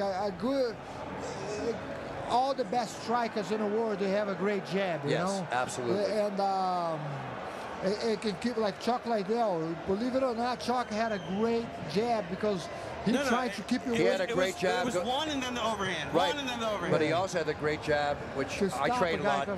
Being able to punch going backwards. Oh, yeah. Yes. Chuck is one of the few fighters that can hit you with all his power going backwards. Yeah, he'd knock people out moving backwards. That's right. And like Muhammad Ali. Exactly. And when I was personally training as heavy as I was in kickboxing in my younger years, we worked on that. And I was big on learning to do everything I could from my standard stance, both sides, left and right, training both sides, switch stance the whole bit. Yeah, Chuck was his timing too was like it was impeccable. For me, yeah. After I trained with all the guys, you know, I think his timing is like every time I get hit by him, it's like wasn't he hits very hard like Alex Pereira hit harder, but he's just the timing. He hits you like when you step into to go for takedown or something. He's set up that timing so good. So that was his main thing, I think. I think so too. Aside from the overhand was like devastating. I know. God, I think about some of those great wars that Chuck Liddell had. But I think about the great wars you had, Glover. I mean, who have you not fought? You fought everybody. Yeah, man, it was a good run, you know. Yeah, it was a good run. I love it. Yeah. And I think the best story about your career, Glover, is capturing a UFC title when you did. A lot of people thought that the title window had closed for you in your career, but you still marched forward and you took it, and you were an inspiration for everybody. Man, yes, it was inspiration, and it was like so much like appreciation that I have for all the people. Like I see everybody from the UFC that I see for a long time. Like Bruce over here, and everybody, when I walk in the backstage after I won the title, I see the faces, and everybody was so emotional, and people crying in the back.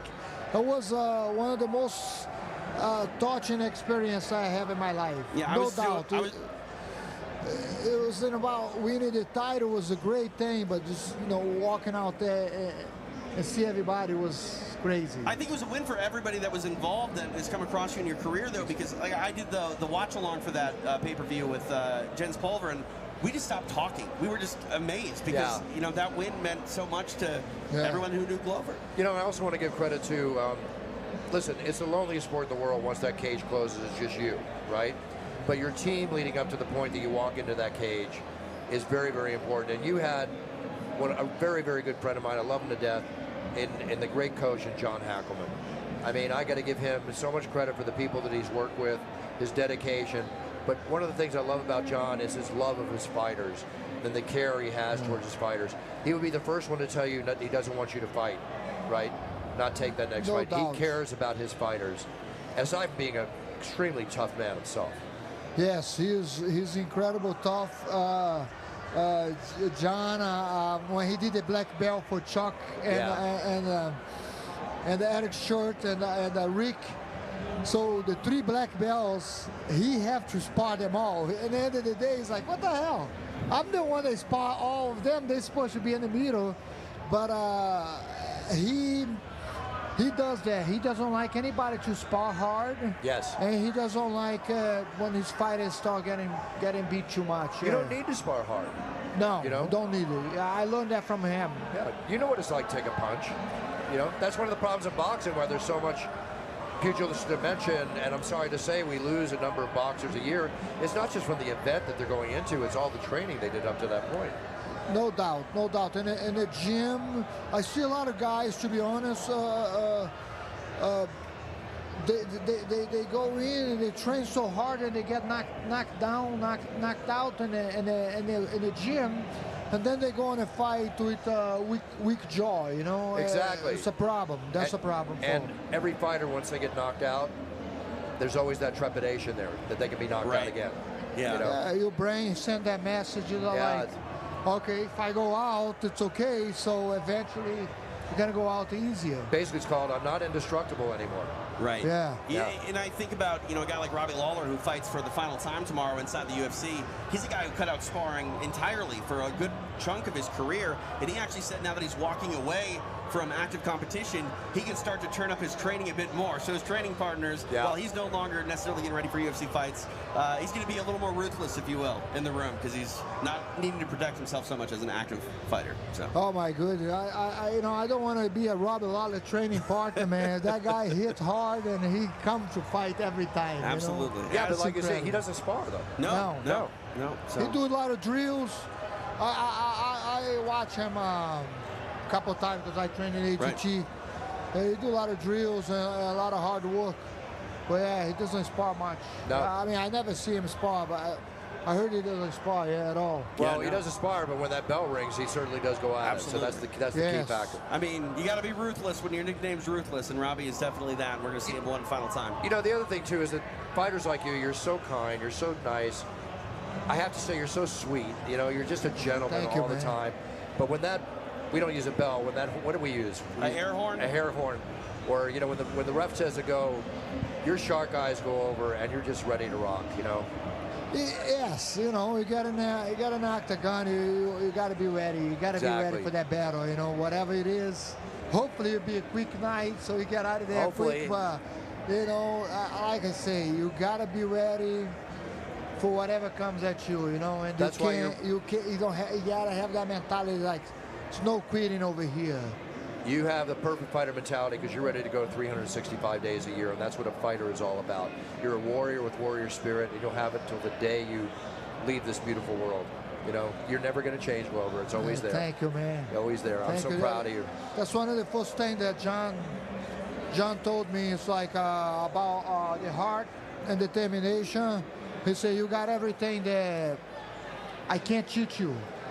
The things that I can't cheat you hard.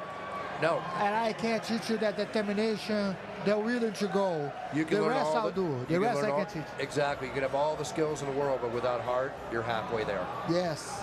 All right, well, we're going to let you go on your way here, Glover. A lot of things going on here at ufcx, and thank you so much for giving us a few Thank you, moments. guys. Awesome. Thank you. Appreciate it. Glover Teixeira, former UFC light heavyweight FBI again soon. Yes, end sir. Of the year. Let's go. All right. Hopefully we'll see him on the FBI map before too long. Take Bruce, care, my friend. It's our time to get going ourselves. Thank you for coming over and doing some It's Time. I just got to say that Dave Manley, the maker of the MMA bobbleheads, I'm so proud of this. This is the new bobblehead that came out. Is this a gift from me? If he will allow me to give it to you, I will. Really? I don't know. It's almost sold out, but it's so cool because Oh, it's the white jacket. It's the white jacket, but there's about 10 sayings that come out of this. Oh, really? You press the button and it's got all the... Does it work? Can we try to do that real quick? Let's see. I can't hear. Do it again. Nice. Here, wait, keep going. Okay. That's amazing. Ladies and gentlemen, this is the main event of the evening. All right, one more. And now, It's so cool, right? I love it. this is the moment. Okay. There So you anyway, go. this... Where do they Go get to, it? go to MMAbobblehead.com. They only made 1,000 of them. I think they're almost all sold out. They have I some love the signed white ones. jacket. I love the white I love jacket. it too. But look at the detail. Yeah. You know, and even in Because here, that looks like you. A lot of bobbleheads, they just kind of look vaguely like not even a human sometimes. I know, it's amazing. That one looks like you. Check this out. What is this? Hand-painted card, exactly like my card. Wow, that looks amazing. I have some of your cards. That looks exactly Yeah. like. Can you see who the fighter is? Let's see here. Turn it upside down. No. I know they're 19 and 10 or Yeah. something. What is that? Who is it? Hey, you know, I forget. I got this. Hold on. Bring it here. I'm gonna zoom in on it. Hold it up. I gotta get to the bottom of this. Things like this eat at me. I can't see him. Dang. I'm too shaky, Buff. Where's Dave? Is Dave here? I don't know. I get. Hopefully he gives me that. I want that, Buff. Anyway, it's very cool. We'll find out. But Put in a good word for me. all right, you got it, TJ. Thanks, Buff. All right. Enjoy the rest of your International Fight Week. We'll see you tomorrow from the Octagon. Yeah, Marvin the Octagon will be there ready to rock and roll, you know. Name of the game. You're always rocking and rolling, Buff. Appreciate the time. If I don't see Dave Manley, you may be getting this. Do me a favor. Give him the out here. Tell him to be a role model to their sphere of influence. Yeah. Oh, yes, that's right. Okay, here we go. All right, everybody. Big cheers and no fears forever. It's so exciting to be here at the UFC Fan Expo. So excited to be with my longtime partner and producer, TJ DeSantis. Everybody I see around here, the legends, you name it. Bottom line is, the UFC delivers, but you're the greatest fans in the world. So make sure when you set your goals and write them down, you step on that yellow brick road to your future to be the best you can be. Have all your knowledge together, be a role model to your sphere of influence, because if you are the best you can be, whether you're first, second, third, champion, or 10th, then you're winning. That's what the name of the game is, everybody. Be proud of yourself, have confidence in yourself, go out there and achieve everything you want to achieve. See you from the Octagon, and you know I'll be there. Thanks, Buff.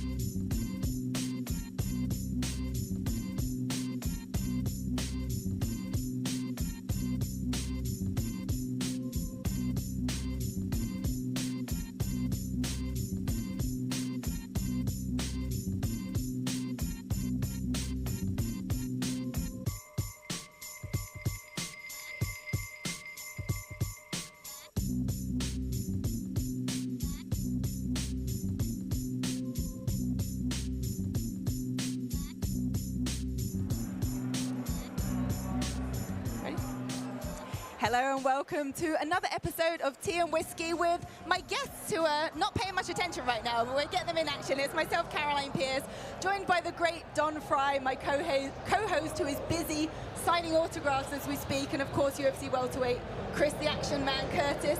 Great to have you on the show. Holy hell, is it actually called Tea and Whiskey? Yeah. Oh, that's amazing. Oh my God, it makes so much more sense now. Right? We got the English breakfast tea, Don's drink of choice, bit of whiskey, and I just said to you, what would be your drink of choice? It probably like a coffee. If I have to add alcohol, I'm not a big drinker, so like a margarita, because I got the alcohol tolerance of a 6-year-old. It's not impressive. All right, espresso martini for this man. Oh, you know what? That'll work. That'll work. Be a good one. So look, you've not met Don in person before, so here he is, the living legend, Don Fry. This is actually pretty amazing, because this is like, you are definitely a legend of the sport. And like, thank you.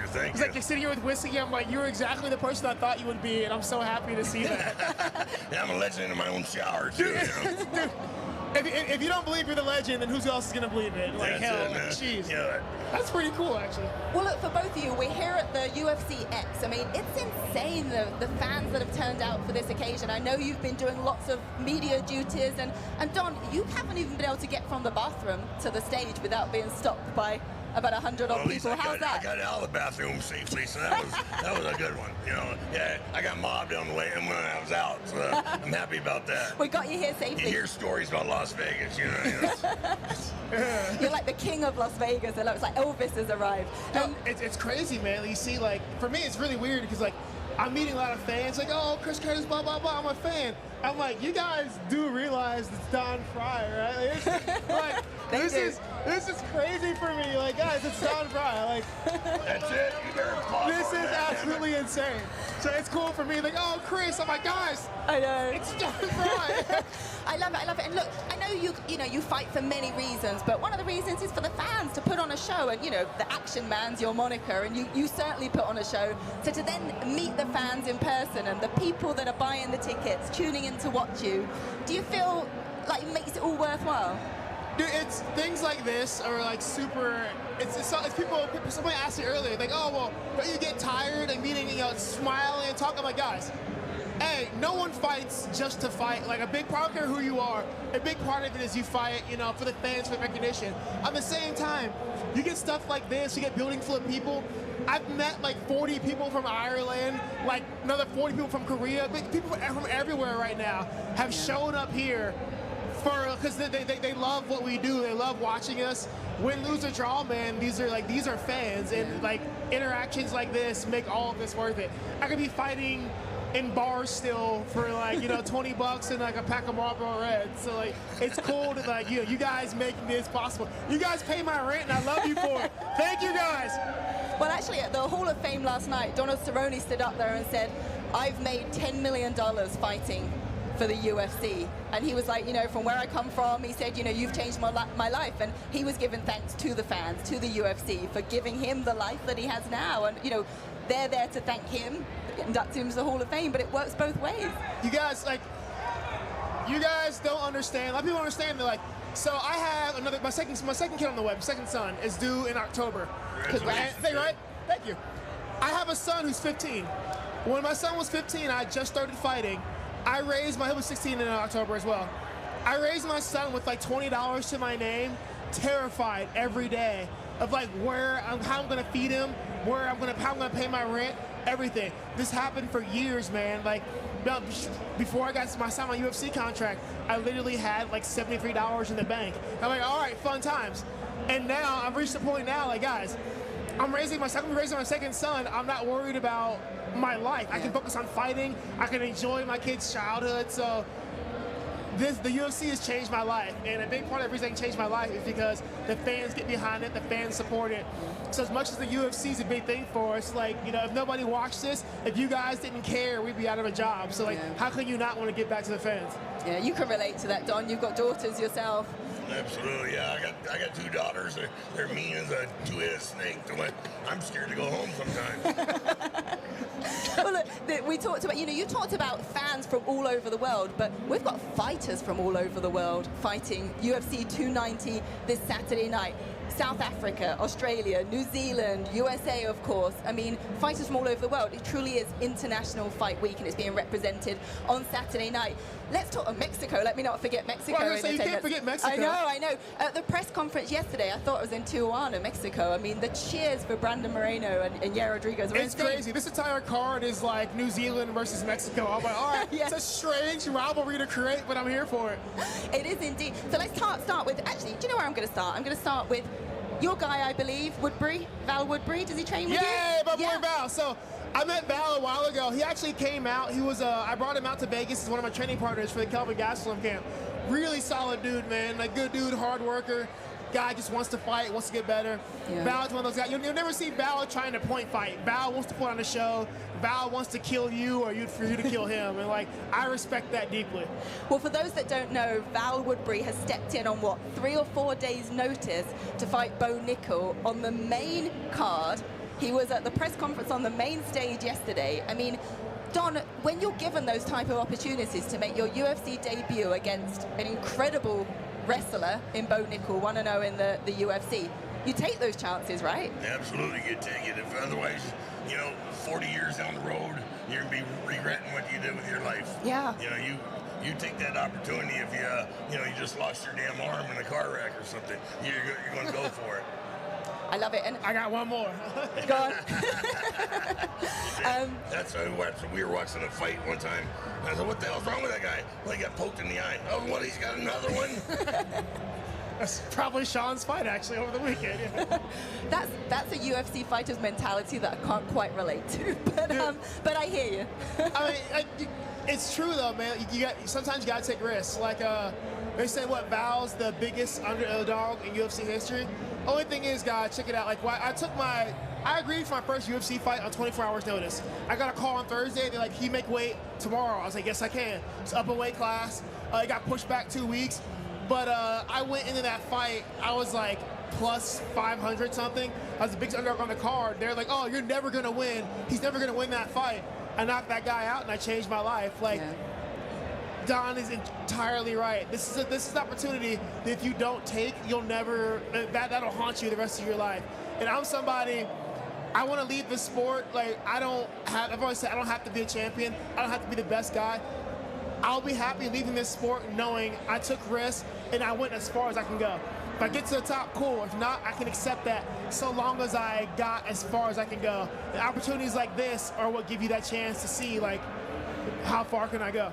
Yeah, and it's not an easy first fight. Bo Nickel has so much hype around him. Don, we talked about Bo Nickel back in March, didn't we? And you understand when you come in with that wrestling pedigree that he has. I mean, in some ways he's got more to lose because he's preparing for Tresean Gore, and now he's got this guy he probably has only just managed to watch a little bit of tape on this week, and his name's on the line, basically.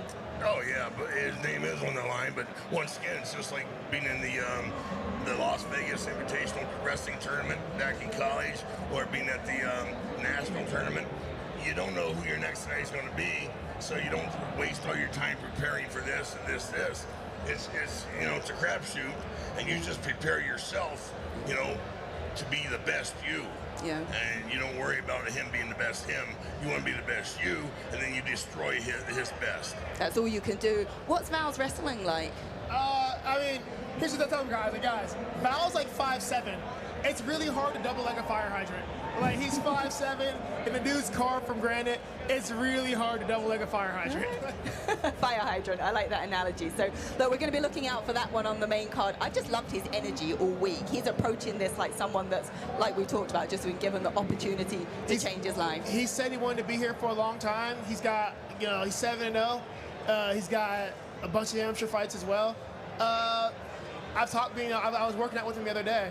We talked, man, so I told him, bro, this isn't you taking your opportunity. This isn't someone giving you a handout or a chance. You've earned your shot. Treat it like it. You've got more experience. You've grinded for this longer. Bo's got a huge wrestling career, but he hasn't been training to fight. I'm like, Val, you've been training to fight for years. You've done everything you can to get this. It's not a handout. You earned your spot. Like, he's in there with you. Yep, 7-0, definitely earned his spot. Let's talk about the top of the card. We've obviously got 2 title fights we're being treated to. The first one in the featherweight division between Alexander Volkanovski taking on the interim champion, Yair Rodriguez. Both made weight this morning. The fight's on. It's the unifying of the belts. But Alexander Volkanovski is making his 5th title defense. His last fight was a loss, but up at lightweight with a really good fight against Islam He didn't lose that Makhachev. fight. And many didn't think he lost that fight. Exactly. It was we could well be talking about a double champion, but when someone's got the IQ of Alexander Volkanovski, but they're taking on someone with the creativity, the fight IQ taking on the creativity, who knows what he's going to do in Yair Rodriguez. How do you see this one going down? Will both of you, yeah? It's weird, man, because like you said, you got the creativity of Yair Rodriguez, but I think Volkanovski is probably one of the smartest guys in the sport right now. But on top of it, so normally you would say, like, okay, well, who's got the better basics? And they're both phenomenally sound with their basics. So, like, how do you pick? Do you pick the guy who's should be a double champ, or the guy who's wrecked the rest of the division? So that's a really hard one to pick, man. You got 2 of the best guys, honestly, in the sport going at it. So picking is hard, but, you know, watching it's going to be something I'm really excited about. Yeah, it's going to be fun. And Don, with Alexander Volkanovski as well, he said that Yair is maybe not the hardest fight he's ever had, but he's seeing him as the most dangerous opponent he's ever had. So he's taken this fight seriously. Do you think as a dominant champion like Volk, you know, there's not the target's on your back. There's never a moment to take any fight lightly or not take it as serious. Absolutely. But like they say, you become a better champion, you know, 35% better fighter once you get the belt, you know, and he's just a machine, you know, like back when in the 80s, I know it's scary, but last century, you know, in the 80s, the Russians, you know, we would drill something 1,000 times. The Russians would drill them 100,000 times. And that way they would perfect their move. And every, you know, I mean, a list of 10. So they would have it completely down. And that's what Volkanovski has. I mean, he's just a machine. Yeah. The thing is, you know, when he starts talking with that Australian accent, I just giggle my ass off. I think it's the funniest thing. Well, there's actually 5 Australian, New Zealand fighters on this card on Saturday night. But we saw what Yair did to Josh Emmett, the choke that he finished that fight with. That entire fight was tragic. You didn't. It was like, man, like, he looked so good in that fight. And Josh Emmett's a dog, and like that was, I think that was the fight when Yair showed everyone, like, hey, this is serious, because like Josh Emmett's a freaking dog, man, and like his movement and shot placement, and shot selection in that fight was next level. So that's concerning. Well, it got him the interim belt and it got him the title shot. But what I was going to say is he finished it with the submission. But we've seen how Alexander can get out of submissions. You just got to watch the fight with him and Brian Ortega, and his face was going blue. But the you know, guillotine he hasn't got much of a neck, so. I mean, I don't know. I still to this day don't understand. As someone who's got no neck, I'm deeply impressed with Volkanovski's ability to not be choked there. I'm just like, bro, like that's not having a neck, but like that's just toughness, man. I think it's people something like with this fight especially. I'm not saying Yair's not tough, but Volkanovski is just a tough, hard human being, and maybe just like being from New Zealand and like rugby player and being a girl dad, he's just like, well, from Australia, same part of the world. Girl dads, man, I'm telling you, like makes them hard inside. They gotta be out there. And he trains with that city kickboxing team in New Zealand with the likes of Izzy and the Dan Hooker there. I mean, just they come in force. Tough dude, man. So it's hard to kill something that won't die. Yeah. Absolutely. Well, let's take a look at the co-main event. It is our second title fight of the night. Brandon Moreno, if he wins, will be his first successful title defense as he takes on Alexandre Pantoja. And Pantoja's the guy that's beaten him twice, albeit in 2016 in TUF, 2018 in the UFC before Brandon got cut. But in terms of mindset, and I'll come to you, Don, you know, he's evolved, he's a completely different fighter, he's a champion now, they're both evolved. But when someone's had your number on 2 occasions, what does that do for your psyche and your mindset going into the cage with them once again? It'll mess you up, you know. It's like waking up with the wrong woman, you know, when you come home from the bar. And this is what I have to deal with, Chris. You look over there and you go, what the heck? You know, you didn't look like that last night, sweetheart. You know, it'll will screw you up. But like I said, you're technically the better fighter mentally and emotionally by 35% when you're the champion. And I think Moreno, he's smart enough to where he could change his game plan. And I'm putting my money on him. Okay. What about you? Even with 2 losses, I think Brandon Moreno as a champion is not the same Brandon Moreno that lost those fights. Like, he's definitely one of those guys, you've seen him come back since his return, and he's a very, very, very different fighter. He's mentally stronger, he makes better decisions, his skill set has been fleshed out. So yeah, this guy's got he's got 2 wins over him. But I think he got 2 wins over Brandon that wasn't the champ. Like, after watching him fight Figueroa, like, this is a different Brandon. Like, you take this Brandon versus the one that fought on tough, even the one that lost after that, this Brandon runs through him in a round and a half tops. So, right. Yeah, you got 2 losses, but like this is, like you say, once you become the champion, you can beat me. But if I've gone out, become a champion, and I fought, I beat better guys, I beat the guy that was the champion, you're not looking at the same guy anymore. And I gotta go Brandon Moreno, man. Like, he's feeling himself, he's earned it, he's been through the fire, he's battle tested.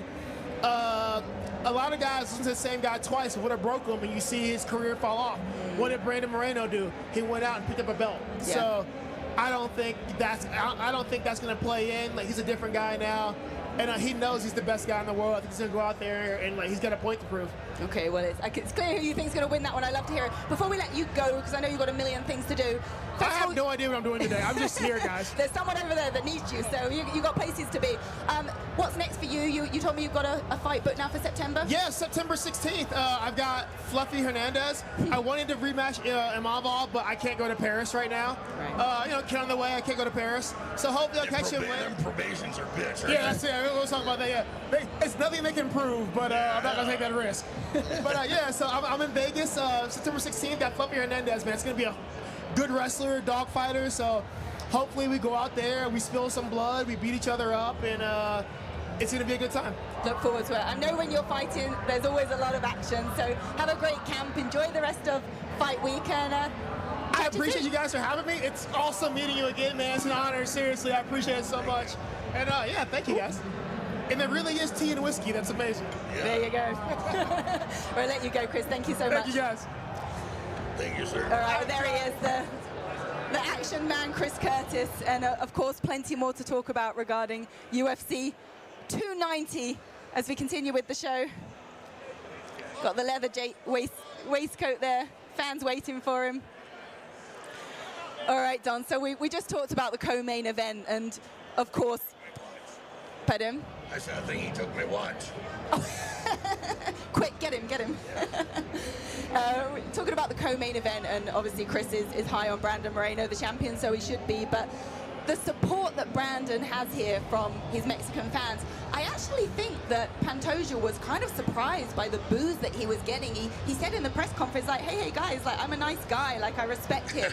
And I wonder how much, if at all, that's going to weigh on him as a fighter. What do you think? Yeah, that happened to George Foreman when George fought Muhammad Ali, in Zaire.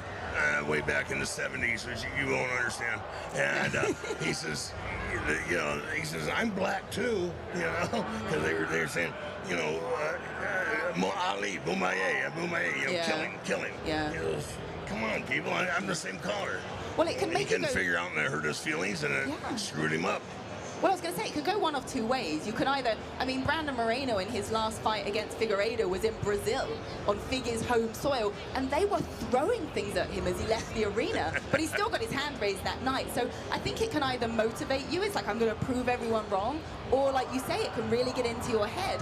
Have you had experiences of being booed by the crowd at any of your fights? Do you remember? Oh, yeah. I it goes way back to high school, wrestling in high school, or at the Benson tournament, Manny, I think it was Manny Fernandez, he's a local boy, and they were booing me. I loved it, though, And then when I was in college and at Faroki State and we wrestled against Nebraska, we'd go out onto the sidelines and they'd start kicking me, They were actually kicking you? Yeah, they were kicking me, and, but I loved it. I reveled in being the bad guy. I had a fun time doing that in pro wrestling over in Japan. Yeah, we could go one or two ways, like we said, and lots more fights to look forward to as well on Saturday night. One that I'm very much looking forward to is the Reaper Robert Whittaker taking on Dricus du Plessis, Australia versus South Africa. Like we said, truly international. This is a really pivotal fight in the middleweight division because, of course, the winner hasn't been promised as such, but is very likely to be the next one to fight Israel Adesanya for that middleweight title. Now, of course,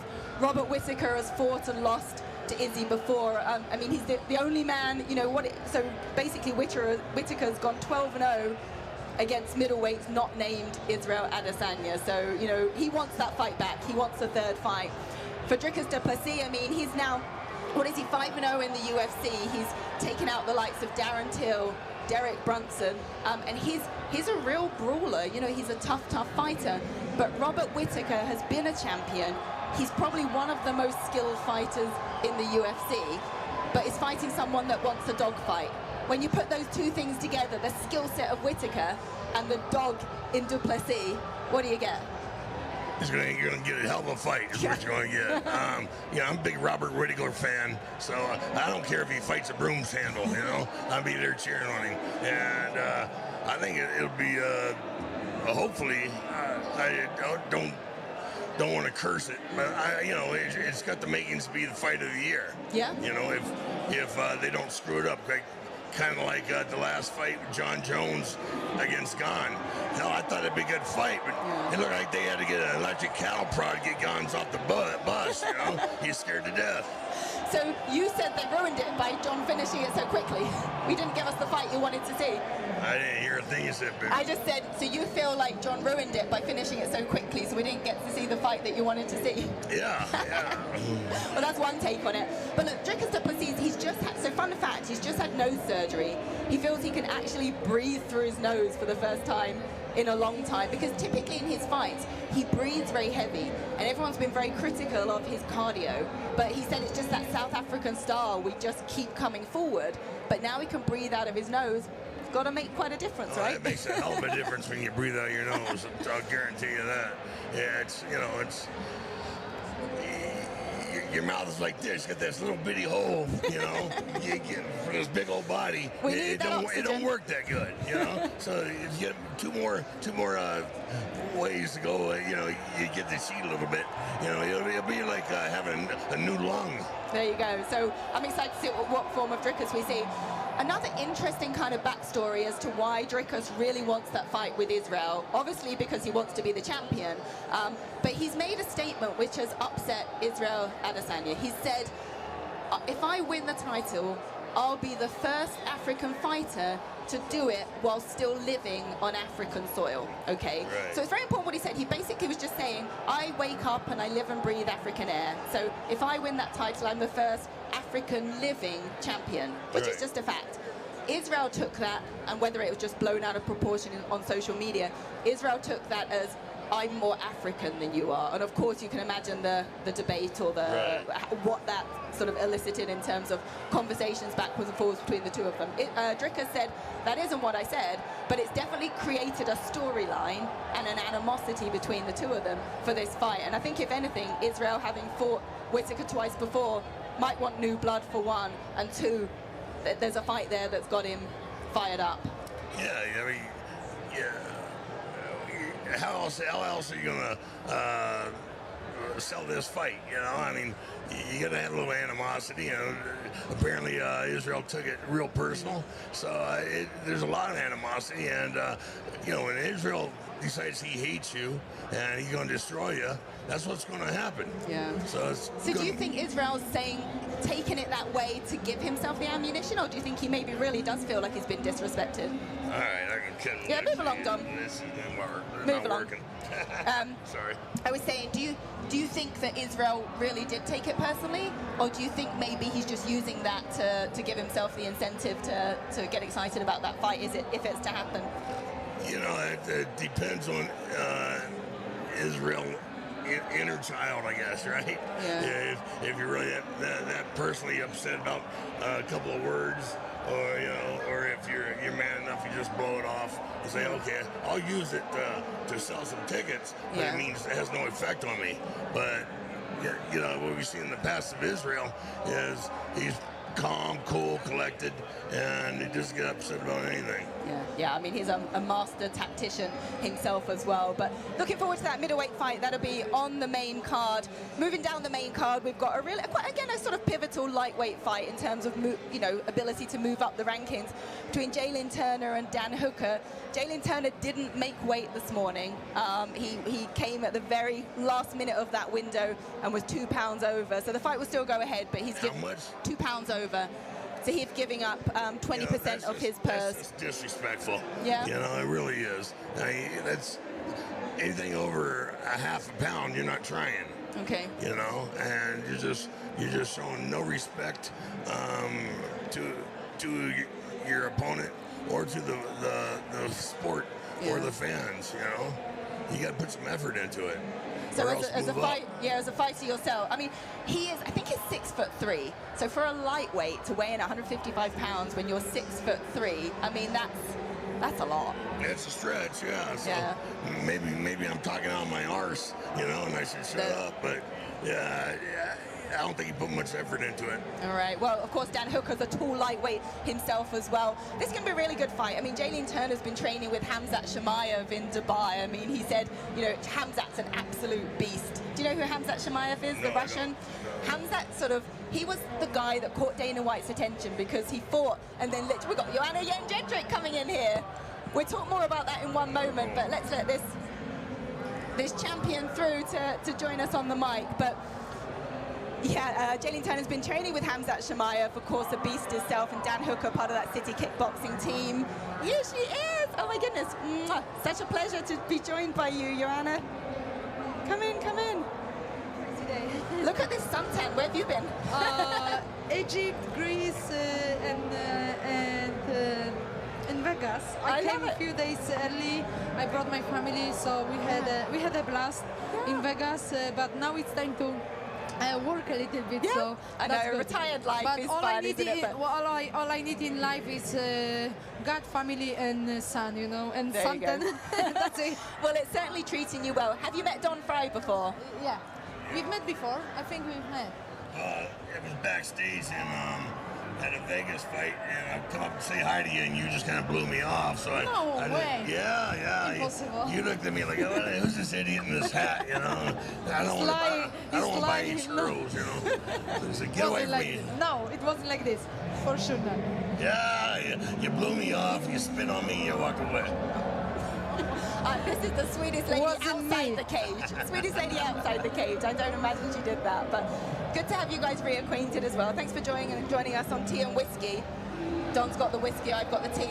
Where's my whiskey? Well, I don't know. You're on the Monster Energy drink by the looks of it. What's your drink of choice? Second. What's your drink of choice? Drink of choice, coffee all day long, But I can't sleep after I drink coffee because I think I have ADHD, you say. So if you drink coffee, it's even stronger. It's higher, but I'm full of energy all day. But I love coffee. Coffee and water. It's so funny because Chris Curtis just said exactly the same thing. It's like I just drink coffee. I just have a coffee. But my favorite cocktail is I think Moscow Mule. Now because of the war in Ukraine, we call it Kiev Mule. Okay, I like it. But look, how's obviously apart from the traveling and spending time with your family, in retirement, are you enjoying it? Being amongst International Fight Week, is there any sense of, maybe I wish I was still doing this? I'm super busy. No time to honestly enjoy myself. I had the surgery 8 weeks, so I'm trying to get back in shape, but I still need a few months to really get back to any training. It was really big medical procedure. Remind us the surgery. What was it? It's my shoulder surgery, but it's good. I love sports so much that's why I decided to have a surgery, because I want to race. I want to do Dakar race in 2-3 years. The what race? A Dakar race on the desert in Africa. So definitely, Fantastic. I was about to ask you actually. I said, are there any other sports that you might foresee yourself competing in the future? But in terms of martial arts, would you compete at I see myself competing in ADCC or no-gi competition. I really love, my background is Muay Thai, but I love Jiu-jitsu so much, and it's a deep desire, you say. You can learn and learn and learn over and over. but I would love to definitely compete one day on ADCC competition. What about the Fight Pass Invitational grappling? We've got George St. Pierre about to fight in December. I heard that even Rose Namajunas, she has done some jiu-jitsu competition, no-gi competition. I think at Polaris. It was on Fight Pass as well. But yeah, definitely, I want to stick to the sport because sport changed my life. Sport gives us the strength, not strength of the muscles, but strength of the head. Yeah. Well, do you find to some degree, and Don, you can probably relate as well, it's your identity, right? You know, it's who you are. We are going to be fighters forever. You know? It's really hard. For me, it was really hard to decide about retirement, and it took me so many months to process that. But, you know, I think I got to the point where I wanted to be. You wanted to move on. And well, Don, I was going to ask you as well. Did you have those desires to come back again after you retired? Did you have those moments when you thought, you know, I still identify as an athlete. Maybe there's other things I can compete in. Yeah, almost every day. You know? Yeah. The days you feel good enough to get out of bed, but the days you can't get out of bed, you're like, jeez, what the hell did I do to my body? You know? Yeah. I should have went to school. Yeah, I feel like, you know, sometimes we feel like we still can continue our careers, but sometimes it's better to say stop and keep the legacy strong. Yeah. You know? And what a legacy you left! One of the pioneers of female MMA. I mean, we are in the presence of MMA royalty here, and everything you've done for the sport's been Thank you so much. Absolutely For me, it was a pleasure, and I feel like, you know, there is no gender, like color of your skin, your religion, your orientation shouldn't block you. You know, we all should keep on dreaming and work really hard to make these dreams come true. You know, it doesn't matter what. Absolutely. And I know I've got to let you go now, but just as the last question, we are celebrating 30 years of the UFC. I want to know, what's your personal favorite moment of your career and your favorite moment of the UFC in general over the last 30 years? I think getting into the UFC was like my life, one of life's dreams, and I was very happy that they let me shine, and I was shining from first seconds, you know, and for me it was an honor to fight for Lorenzo, Dana, UFC, the new owners, Ari, and all of the fans, because there is no sport without fans, any sport. But, you know, every show, every event was a blessing for me, and I'm very thankful to all of the UFC employees, because sometimes the fighters forget about that. We all work for these three magical letters, UFC, and sometimes they think it's all about them, the show, the event, but there is so many people working so many hours, so many days, so many weeks and months before each event happens. So remember about it, guys. No? Right, I love that. And of course, your first fight with Weili went down in history of one of the biggest wars that we've ever seen in this sport. Don knows a few things about being in some wars. Good? Thanks. I know. Well, thank you so much for joining us. Thank you, guys. We'll let love you you go, so much. Appreciate you. Take care. Enjoy. Bye. Bye, Joanna. Enjoy. There she is, one of the female goats, Joanna Jedrzejczyk, who has entertained us over the years. Such a great personality. Obviously, the fans itching to get their autograph with her as well. Step back in again, Dom. I'm back. And we've talked before about, the rise of women's MMA, and, you've been in admiration of what they've done as well, haven't you? Yeah, at first I didn't want any part of it, I thought it was foolish, and it was going to be a waste of time, but women like that guy right there, they come in there and they just changed my mind. They had the best fights on the card. When the guys were struggling to figure out if they should throw it left or right, the women were just coming in there. The women have got it down. They just tear it up. That's impressive. Do you know, I was talking to Forrest Griffin yesterday on the red carpet at the Hall of Fame ceremony, and Forrest Griffin was saying, it was the likes of Ronda Rousey that made little girls who would maybe ordinarily choose to do gymnastics or cheerleading suddenly start saying, I want to be a fighter. The role models, Joanna, Ronda, Miesha Tate, Amanda Nunes, all these women that are now role models for younger women to get into the sport. So the depth of the women's divisions is just going to get stronger and stronger. Well, we needed it, we need it for the the men in the country, in the world, Yeah. you know, and the women, you know, because the women need to learn to protect themselves. Yeah. You know, I have 2 daughters, Yeah. and I want them to be able to knock the shit out of somebody, you know, if he puts his hands on her. And my daughter stands. Have you spent time teaching them that sort of self-defense side of fighting, or they've just got it? They're typical daughters. They don't listen to me. Yeah, but they got a good teacher though. That's what I was thinking. But no, it's fantastic to see. But let's wrap up talking about UFC 290, and of course I'd be remiss not to mention Robbie Lawler's fight against Nico Price. This is a retirement fight for Robbie Lawler. He's made that clear. You know, he's going to continue to be in the sport as a coach. He wants to give back to the sport. But I wanted to ask you, Don, when you know it's going to be your last fight, so, you know, some people would say one foot's already out the door. Does that make you fight differently in any way?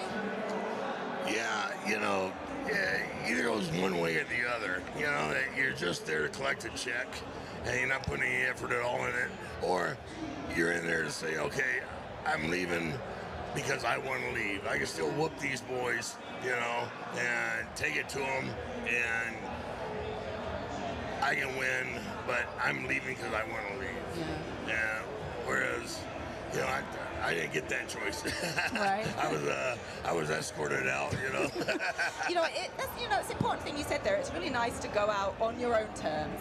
You know, Robbie's been such an incredible ambassador for this sport. You know, when Robbie Lawler's fighting, you're in for a show. And I think in Robbie's case, this Saturday night, we'll see the Robbie Lawler that goes in there and throws down. I don't think there'd be anything different there. And the fact it's International Fight Week, the fact it's Vegas, like, he wanted to be on this show as his last fight. Yeah, Robbie's just a tough-ass hillbilly from Iowa, you know, and he brings it, you know. I mean,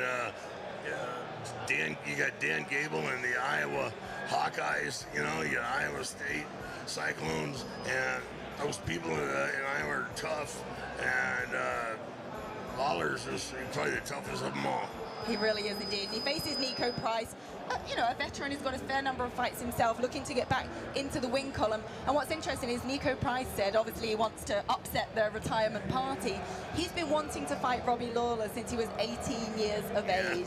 So I wonder, though, at what point he switches off that feeling like a fan to, well, actually, I'm the one that wants to walk away with a win. I've still got aspirations in this sport. He said he wants to get into the top 5. You know, is it hard when you're fighting someone that you admire so greatly, that you've wanted to fight for so many years, to then go in and do damage to them? Well, you know, it's that old saying, be careful what you wish for, because you may get it. You know? There we go. Well, on that note, Don, we've got to wrap these things up now, and we've had some fantastic guests, some great conversations. UFC 290, of course, goes down this Saturday night. Any other fighters on that card, you want to go back and watch any of their fights in the fight library on UFC Fight Pass, go ahead and do that. But Don and I will be back tomorrow. We'll be talking about everything UFC 30 years, favorite moments, favorite fighters. That'll be over on the main stage, so be sure to join us tomorrow for that, and I can't wait to get some more of your insights, Don. I guess I'll be here. You'll be here. Yeah, if we can get you through the crowds with everyone I'll be wanting a it all little to go. late, you know, but I'll be here. Don't be late. Thank you so much for joining us. Goodbye.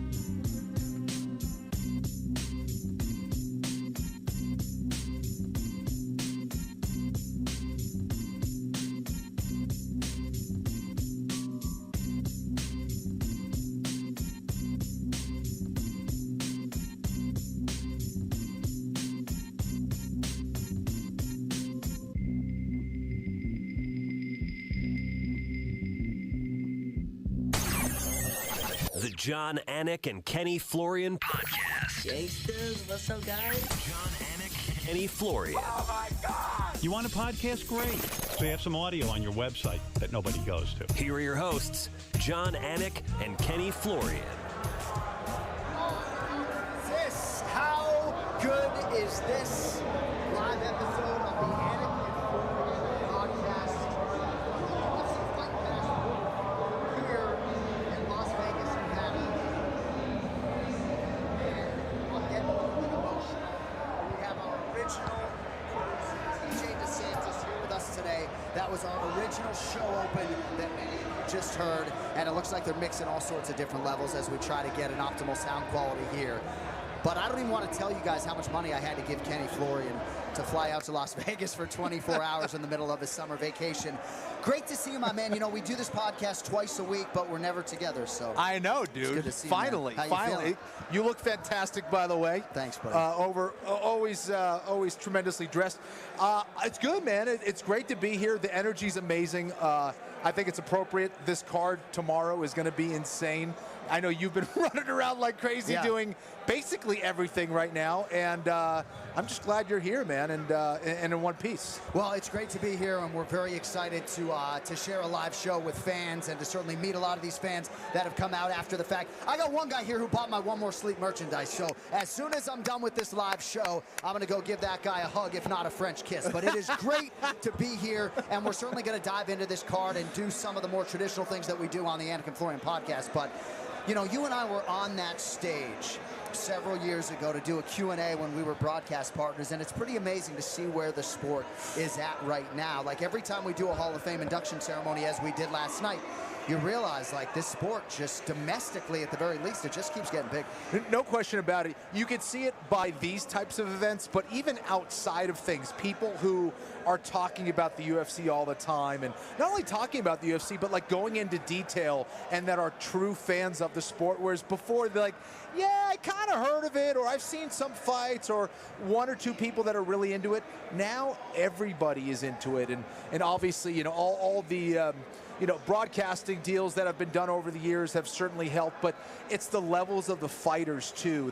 Everyone stepped up their game in all different ways, and I think this is the result of all that. And I do think one thing that has also brought people in is the gambling, right? I just think a lot of people like to have action. For me, I'm betting on Major League Baseball every day. I'm contractually prevented from betting, of course, on mixed martial arts. Right. The day I retire, I'm going to lose so much money betting on MMA. You know, I don't think I'll be a sharp MMA bettor. But, yeah, I think the gambling has brought a lot of people in. And I don't think you can overstate, in terms of our domestic footprint, how big it was to be the first show in town after COVID-19. Like, everybody's home during a global pandemic, and the only thing on TV is mixed martial arts, essentially. Absolutely, dude. It kind of goes back to, you know, when you are presented with a problem, how do you approach it? Do you see it as an opportunity, or do you see it as an actual problem? And I think for the UFC, they saw it as a major opportunity. Everything else was shut down.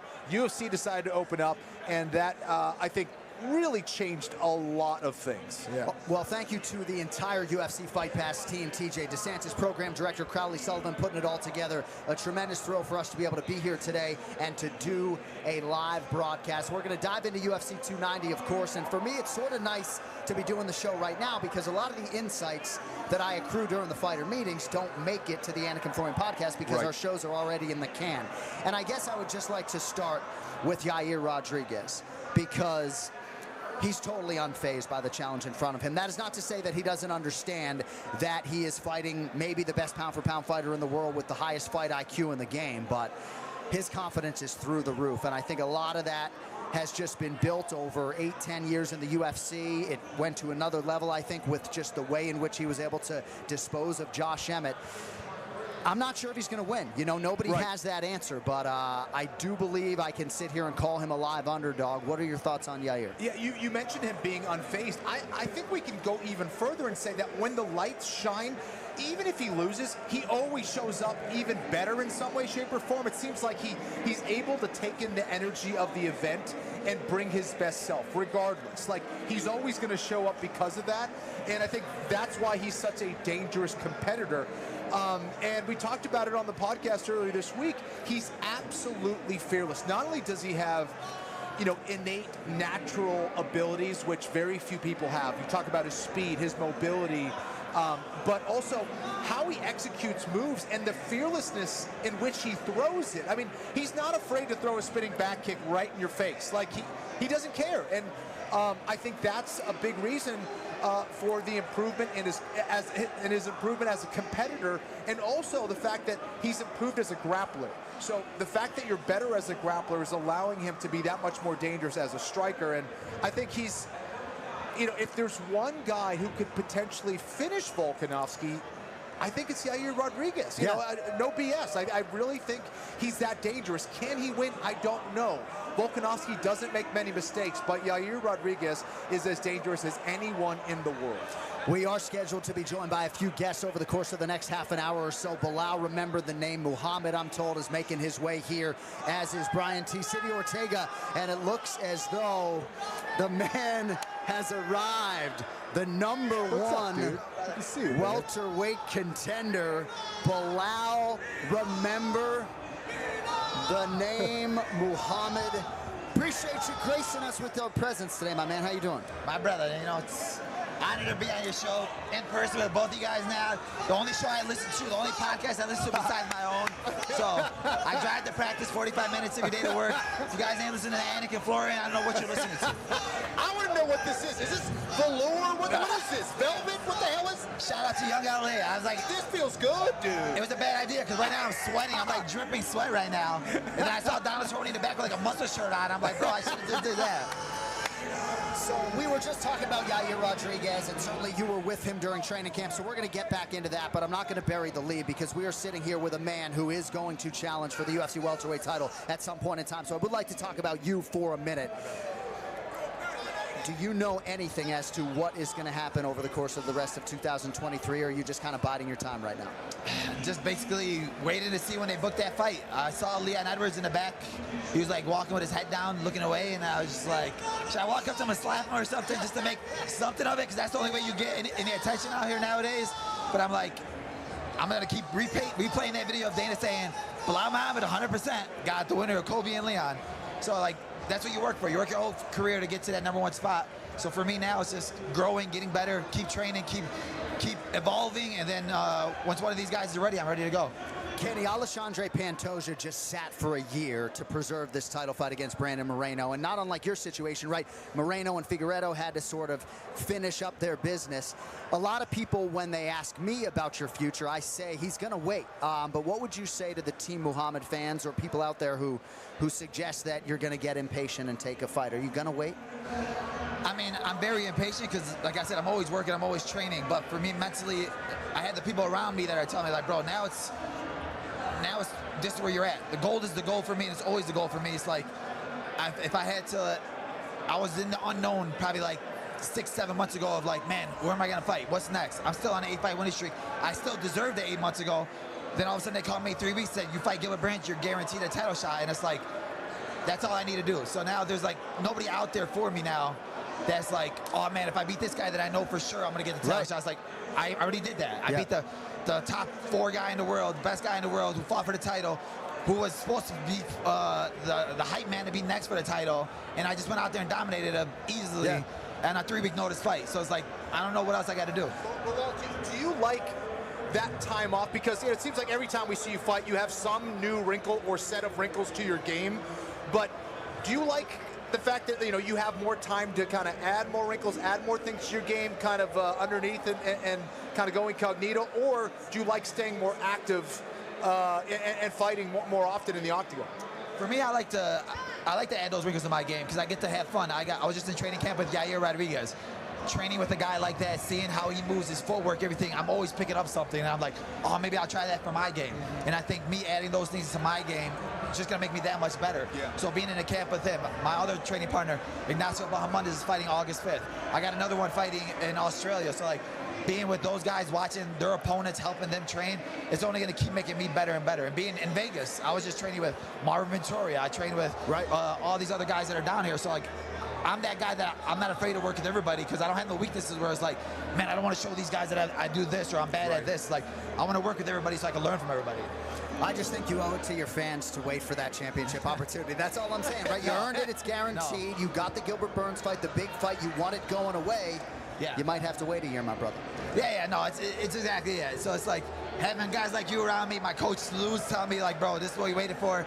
This it's going to be the hardest thing. And even having Habib, when I was down with him 3 weeks ago training with him, he's like, brother, this is going to be the hardest thing for you. It's going to be the longest wait, but you have to wait. And I was like, all right. When you have somebody like that telling you it, he went through it, so he knows what it is. He said Islam had to do the same thing, so it's like, I just got to follow their footsteps because they're like the best people to ever do it. All right, so when Kenny and I did our show earlier this week and we were breaking down Alexander Volkanovski versus Yair Rodriguez, Kenny said something that has stuck with me all week.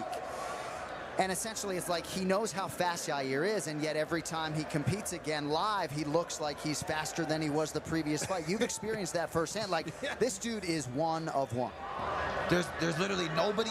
I've trained with a million people all over the world, the best gyms in the world, and I've never gone with anybody that moves, strikes, just like flows like Yair. When he's in a free state of flow, there's nothing like it. And it's like amazing to see, because I'm like in there trying to give him a look, and I'm like afraid to get like do this or shoot on him because I'll like faint, and then all of a sudden his foot will be like close to my face or hit me with a spinning heel kick, and it'll like just touch my nose because he'll like pull it, and I'm like, I've never seen anybody go like that. So it's crazy to see. And then for a guy like him, he's all about mental strength, and I think that everybody's doubting him, so that gives him that freedom. And you're giving a guy that's already fights free that extra freedom, because everybody already thinks he's going to lose to the pound-for-pound guy.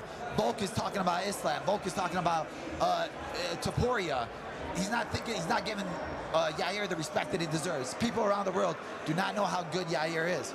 And for a guy like Volk, who he was getting caught by kicks by Islam Makhachev, and I trained with Islam Makhachev, and I trained with Yair. Islam is amazing. He's a great guy, great beast, but he does not strike like Yair Rodriguez. There's nobody in the world that strikes like Yair Rodriguez. Wow. That's some high praise from Belal Muhammad. And it really is interesting in terms of the mental fortitude. Kenny, obviously you were known as being a mentally tough athlete, right? But you hear so much praise for Alexander Volkanovski, for the IQ, for the mental game. It's like people have no idea just how forged Yair is. So I'm glad you highlighted that. Am I going to have to change my pick now? Am I going to have to change my pick? I'm telling you guys that. I'm looking at it, I'm seeing him, and we're fight week, and it's like, I'm like, man, he wins this fight. It's going to be the biggest fight of his career, biggest win of his career. His life's going to change. And he's just like so calm, cool, and collected. And, you know, we're all like in the same house, and I'm seeing him. He's just relaxed, and he's just like, we're all like, he has a chef there that's cooking for us, and he's cooking for everybody. So he's like cooking us like the most fattening food. We're having burgers on July 4th, and Yair just wants all of us to be happy around him. He doesn't care that like he's dieting, he's having like a couple chicken breasts. He's like, I'm good. You guys enjoy yourselves. Chef, make this for him. Jared Gordon came in. He's like, bring him to the house, have him over for dinner. It's cool. I got the chef. He's going to cook everything for you. So, like, just to see how calm he is cool and collected. I can't wait to see Saturday night. All right, Belal Muhammad, the top welterweight contender. Before we let you go, you do a video podcast with my twin brother, Jason, called Remember the Show. Hopefully it's part of this UFC Fight Pass family in the not-too-distant future, but that had to be cool for you to watch UFC 290 Embedded Episode 4, if you haven't seen it yet. Remember the Show, prominently featured. Yeah. When I saw it, I saw Whitaker walk in there, and I was like, oh, man, I got to bring that up. Yeah. It was so cool. For the people that don't know, go back and rewatch it. Yair lost on the show, and for our show, we used to make him do like mean tweets. And for our mean tweet, Yair lost to Sergio Pettis, and he had to like tweet out. I told him, you have to tweet out, I hate Robert Whitaker.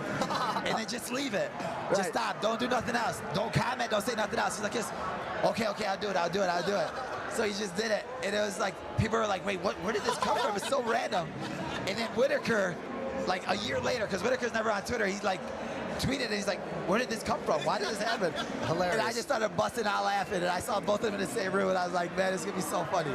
Belal Muhammad, congrats on all your success. You've done it all the right way. We can't wait for the title fight. We appreciate a few minutes today, my brother. Thank you, man. Thank you, brother. Appreciate you. Belal Muhammad with us live here at the UFC X Fan Expo on this live edition of the Anik and Florian podcast. We are also scheduled to be joined by lightweight contender Matt Frevola, and maybe even Brian T. City Ortega, but it looks as though the steamroller Matt Frevola is going to make his way to the broadcast booth right now. And yeah, a lot of steam for Yair Rodriguez on the ground. there are different prices all over Las Vegas, right? I think on DraftKings Sportsbook right now, Yair Rodriguez is maybe plus 290, can be had at plus 360 in some other spots as well. All right, we are now joined by a man with a number next to his name, one of the top lightweights in the world, Team Serra-Longo's Matt the Steamroller Frevola. It's great to have you here, brother. Yeah, man, it's awesome to be in Vegas. Like, I love coming out here, just with the PI, the training, the UFC, and like, this is like UFC fandom right now. I love it. Well, we love your energy, and we're happy to have you be a part of the show today. So, in terms of your fighting future, obviously you're coming off the biggest win of your career, and I guess you're just kind of idling right now, waiting for that next matchup. Is that right? Yeah, you know, I'm always in the gym, and honestly, I'm having so much fun right now training, and I'm coaching a little bit, and you know, helping out all my teammates. I'm still sparring. Anybody who needs rounds, like at the gym, they know they just hit me up, and I'm there, and you know, getting better. You know, that's the name of this game, is like evolving. I got some things out, you know, me and Ray, and we're trying to tighten up, and you know, the next one's the big one. You know, it's all these fights are just gonna get bigger and bigger. Matt, do you like cornering? Does it help you mentally, or does it help you to compete when you're in the corner, when you're helping a guy get ready for a fight? Yeah, 100%. Like, I love it. You know, because you're in there. Like, when you're like cage side like that, I feel like I'm in there with them. You know, right. And just like helping them with their preparation, just talking with them, you know, sharing my experiences with them and helping in any way I can. Like, I love this, you know. What's more stressful for you? Fighting or cornering? Cornering. Yeah. Cornering. Because, you know, like the classist thing, when I'm fighting, you know, I can control. I know what I have to do. Right. You know, I've prepared for this, and I know what I have to do. Cornering, I'm like, you know, trying to tell it, you know, I'm coaching, you know. Right. He's got to be in there and do it, so. But it's awesome, man. And like back to back too, you know, I'm going Nas this weekend, and then I got Billy Q August 5th. That's right. Yeah. So it's you know, I don't have a fight right now, but I'm busy. Yeah, well, that's good, and we're very happy for all of your success. You've done it all the right way. I do want to ask you a little bit about UFC 290 coming up this weekend. We have two championship underdogs, Alexandre Pantoja and Yair Rodriguez. I'm curious, of those two guys who are trying to spring upsets against Brandon Moreno and Alexander Volkanovski, who do you think has a better chance to win Saturday? Yeah, honestly, you know, Volk's the man. Like, I just think he's the man. Those Max Holloway fights, Max Holloway, you know, Max Holloway was the man. Yeah. And Volk beat the man, so now but Yair is so exciting, you know, he's always got that puncher's chance, that spinning kick, wheel, jumping, flying, you know, knee, like spinning elbow. So he's always got that punch, that chance, which I'm excited to see. But I think Volk is just the complete, you know, better fighter, and he's tough as nails. You know, I could see him like eating something and then getting the takedown, weathering that storm, and then just taking over. That's the crazy thing that I think about for this fight, right? It's like you hear about Belal talking about, yeah, you're striking. You're like, wow. Volk's one of the best strikers in the UFC, but his best path to victory is to take Yair down, right? I mean, not to say he can't strike with Yair, but it's way safer. Yeah. And that's what, you know, being so well-rounded is all about. You know, he can take the path of least resistance, with his wrestling, with his ground and pound, you know. But he can strike with them too, so and he's gonna have to. You know, every fight starts on the feet. Exactly. So it's not out of the realm of possibility, Ken Flo, to your point, that Alexander Volkanovski could win a 25-minute kickboxing match against Yair Rodriguez. But in terms of the danger factor, right? I mean, I just got into this with Michael Bisping a little bit. It's like, dude, the canvas is your fucking friend. Make no mistake about it. You know, get the fight to the ground. I know, yes, Yair's supremely dangerous with his triangles and his guard and everything else, but like, bro. On the feet, he's too dangerous. That's the problem. Yeah. Especially early in every round. Yes. Like he'll even in the championship rounds, I think he'll come out. He'll have a hot 2 minutes. Right. You know, and then we'll see, you know, his championship cardio. And you never know what he's going to throw. That's the other thing. It's not like he's got a dangerous right hand or a dangerous. You have no idea what he's going to throw. He's going to throw it from anywhere with bad intentions. Oh, that spinning elbow was insane. It's nasty. I know you love the elbows. Yeah, oh, yeah. I know you love the elbows. UFC lightweight contender Matt the Steamroller Frevola with us on this live edition of the Anik and Florian podcast presented by UFC Fight Pass. I want to ask you one more question on 290 before we let you fly. Your guy Billy Q is going to be joining us next. So Dracus du Plessis and Robert Whittaker are fighting in an eliminator. And 9 weeks after this fight card is UFC 293 in Sydney. Now, du Plessis wins, right? They'll glue his face together and he'll make the walk in 9 weeks, right? But for Robert Whittaker, if he's going to get a third crack at Izzy, knowing Robert the way I know him and the way he's wired, like even if he knocks du Plessis out with the first punch he throws, I find it exceedingly hard to believe that Whittaker's going to, you know, go home immediately, recover, and get right back into training camp. Like, if he's going to have that third fight materialize, I just don't think it's going to be on this abbreviated timeline. Any thoughts on that? You know, I see Whittaker winning that fight too, but you know, you got to see how he feels. For him, you know, he's got this fight coming up. He's thinking there is no tomorrow. Right. You know, it's Dracus, you know, right? And there is no tomorrow. So you got to see how the fight goes. Maybe he goes out there and he, like, you know, gets a quick finish in the first round, comes out and he can, you know, come back. I'm sure he wants to. You know, as fighters, we always want to be ready. You know, after every fight, I'm like, yep, right after the fight, getting right back to training. Yeah, you know, yeah.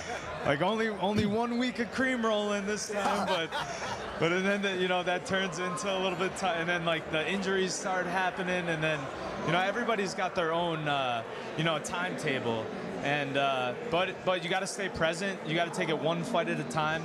I think Whittaker, you know, has that fight on Saturday, handles business, and then he'll know. Yeah. He'll know. All you can hope is that, you know, the UFC respects that. And in terms of your timetable, I know they've featured you on a lot of big cards, on a lot of pay-per-views. I don't have to tell you that we will be doing a pay-per-view at Madison Square Garden in November. Based upon speculation or information, is it your expectation that that might be the date for you? Yeah, you know, I always got that starred on my calendar, you know. And I think, you know, it makes sense. Me and Patty is the biggest, you know, non-title fight out there. I think MSG is the perfect arena for that. You know, it looks like he's back to training. He's back to sparring. You know, I'm getting ready right now. I think we'll have a fun build-up. I hope we get the deal signed soon so that we could really, like, promote the shit out of this and have some fun with it. And then, you know, I wouldn't fight this guy if I didn't think that he was like a threat. I respect his skills. I know that he's good. You know, he's been running the European scene for a long time, and he's 4-0 in the UFC, 3 finishes, I think. Yeah. You know, I respect his skills. And that just, it excites me. Well, and you can leverage your ranking, right, too, and sort of entice him in. Now that you got the number next to your name, Paddy Pimblett beats you, he can take your number. So exactly. I just see him going for that flying triangle and me rampage slamming him to sleep. I'm sorry, like that's just what I see. Well, congratulations on all your success, and we very much appreciate you stopping by for a few minutes. You guys are the best, man. I listen to you every week. You know, Cody's the man too. Cody crashed the Fred Fest. We had a great time, and yeah, you know, good things coming, boys. All good things. Matt Frevola, appreciate your time, my man. Matt Frevola joining us here live on the Anik and Florian podcast. We'll see what happens. He's been on a lot of pay-per-views. I think Madison Square Garden's probably going to come calling for him. But we are now going to be joined by a guy who's actually smack dab in the middle of his training camp, getting ready for a fight on August 5th in Nashville, Tennessee. His name is Billy Quarantillo. Good to see you, champ. What's up, man? Billy Q's in the building, ladies and gentlemen. What's up, brother? What's up? Just hanging out with, you know, your doppelganger. Yeah, my twin brother is here. He's got hair down to his asshole, which is an interesting decision at 45 years of age. But hey, whatever he wants to do is fine. So this is nice. You got the Billy Q MMA polo. We got the matching J's. I mean, dude. You know, looking good, man. You know, Phil Rowe actually said I look like a gym teacher. So like, I'm like once I put it on, he's like, yeah, you look like a gym teacher. I'm like, God damn it. It be your own people, but hey. We'll get you a whistle as you leave the desk. If I got a whistle, yeah. They're talking about this basketball game today. Maybe I'll rep it. You know, we'll see. Yeah, maybe one of those caps with the hatless. Yeah, exactly. But you know, Phil Rowe, he's just a trash talker, which I grew up around trash talkers, so I love that kind of stuff. But yeah, I wanted to look professional, so you know, we're out here. So basketball is like a major injury waiting to happen. Is there anything you can tell the Billy Quarantillo fans out there about your participation in this game? Yeah, I don't know if I'm going to participate because of that. We were actually just talking about that. Your brother has some undisclosed injuries he doesn't want to mention. Right. I also, obviously, I'm in the middle of training camp. I'm a little banged up myself, so we'll see, man. Maybe I'll just go and watch, or maybe I'll just sit this one out. I am the whitest white boy, like, when it comes to basketball. So, like, they're like, yeah, come play. I'm like, nah, I don't know. We'll see. Like, maybe you guys need, like, a six-man or something. So for fans that don't know, tell us what's going on August 5th in Nashville, Tennessee, USA. Yes, yeah, August 5th, got a huge matchup against Damon Jackson. We're two guys coming off big losses to top 15 guys, so I think we're like right on the cusp of we can both, either one of us can win this fight and get another chance in the top 15. We both lost in the co-main event, so you know, we got to kind of fight to get our spots back. So I'm really looking forward to it. It's a great matchup for me. It's an exciting fight. I'm going from fighting Edson Barbosa, who's a really good striker, to fighting Damon Jackson, who just really wants to grapple, wants to submit. I think he's got 15 submissions. Yeah. I've never been submitted. I'm a black belt in jiu-jitsu. I pride myself on doing really well on the ground. So it's just been a really good training camp so far. A lot of grappling, a lot of high-level wrestling, and I'm just super excited to get back in there and kind of redeem myself a little bit. You know, it's pretty cool to think that you were a 2-1 favorite to beat Edson Barbosa, and I know the fight didn't go your way, but it speaks to just how much you've accomplished. You get the co-main event slot against a guy who is ubiquitously regarded as one of the best strikers in UFC history, and there you are, a 2-1 favorite to beat him, you know? Yeah, that was awesome when it came out. I was the favorite. You know, anytime I look at the odds, I'm always like, nah, like, I shouldn't be an underdog or I shouldn't be a favorite, but you know, like, yeah. You're like, oh, it's just all mental. And the most frustrating thing about that fight was it was going exactly how I wanted it to. We wanted to you know, push him up against the cage, make him grapple a little bit, wear him out, make him tired. If we didn't get the takedown right away, that's all right. Make him work. Then eventually we're going to get the takedowns or piece him up on the feet. I shot in, got some really good looks, but next thing you know, one of my shots, he ended up catching me, which he's caught a lot of people with those knees and those kicks and that kind of stuff.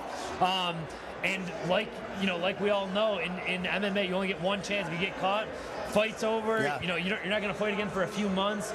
And I've had a long time to think about that sequence where I got caught. So as frustrating as it is, I'm kind of looking past it, and I'm ready to move on to the next thing. Yeah, I wanted to ask you about that. You know, the way that you fight, you thrive with adversity.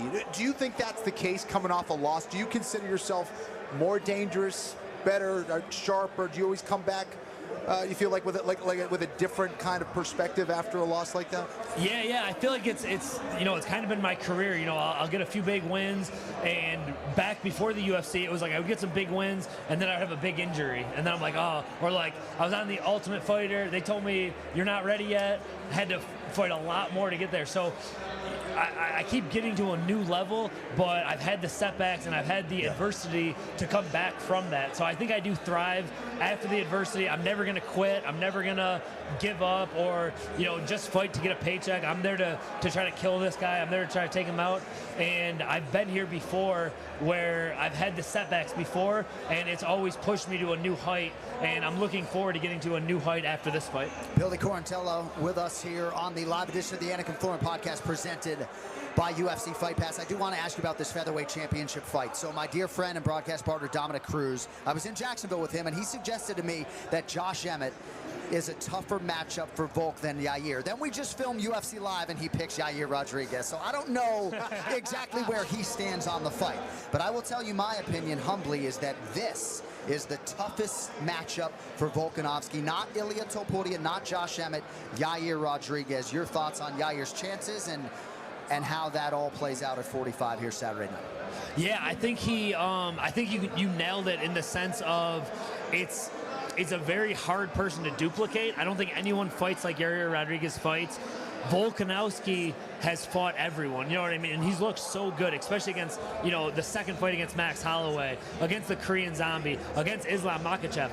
None of those guys do what Yair does, and I think a lot of people are sleeping on Yair because Volk has been so dominant, but I completely agree with this is Yair's most unique challenge. I don't know if it's his toughest challenge because I think Islam Makhachev is you know, the guy, but he brings a totally, it's very similar to my fight where he just fought like a very good grappler, and now he's fighting a really unorthodox striker. I'm going the other way with it. I went, you know, striker to grappler, but he does have a lot of weapons, and he's got like that one kick, one shot thing that you got to worry about. You have to be, you know, it only takes one shot. He could end the fight with 1 second left when he's down, or anyone can get caught. So I think if I had to bet, I would take Volkanovski. But man, there's a lot of money in that underdog status, especially when he has the capability of ending the fight at any point in the 5 rounds. And his cardio has been on a new level these last few fights. Yeah.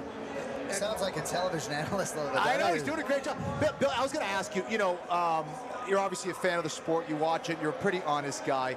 145-pound division is insane. 155-pound division is insane. I think it's like between those two divisions of what is the toughest one in the UFC. In your opinion, what is the toughest division, or is it another one?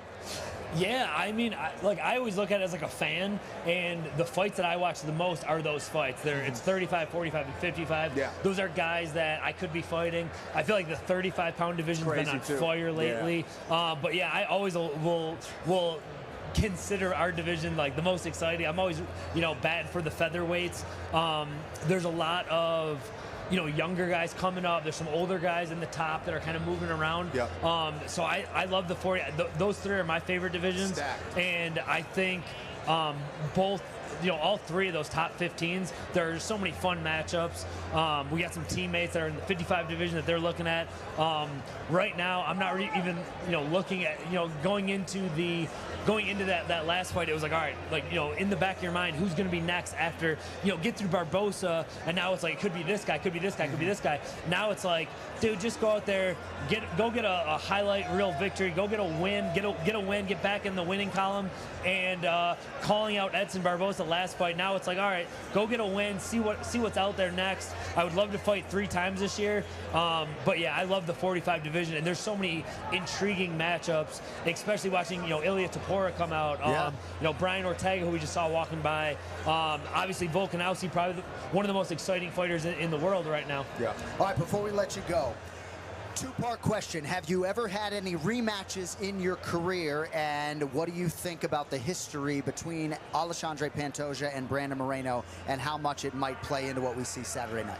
Yeah, so I've never had a rematch. Wow. I've never beat someone, and they've never called me out after, and I kind of understand how the UFC works, unless it is,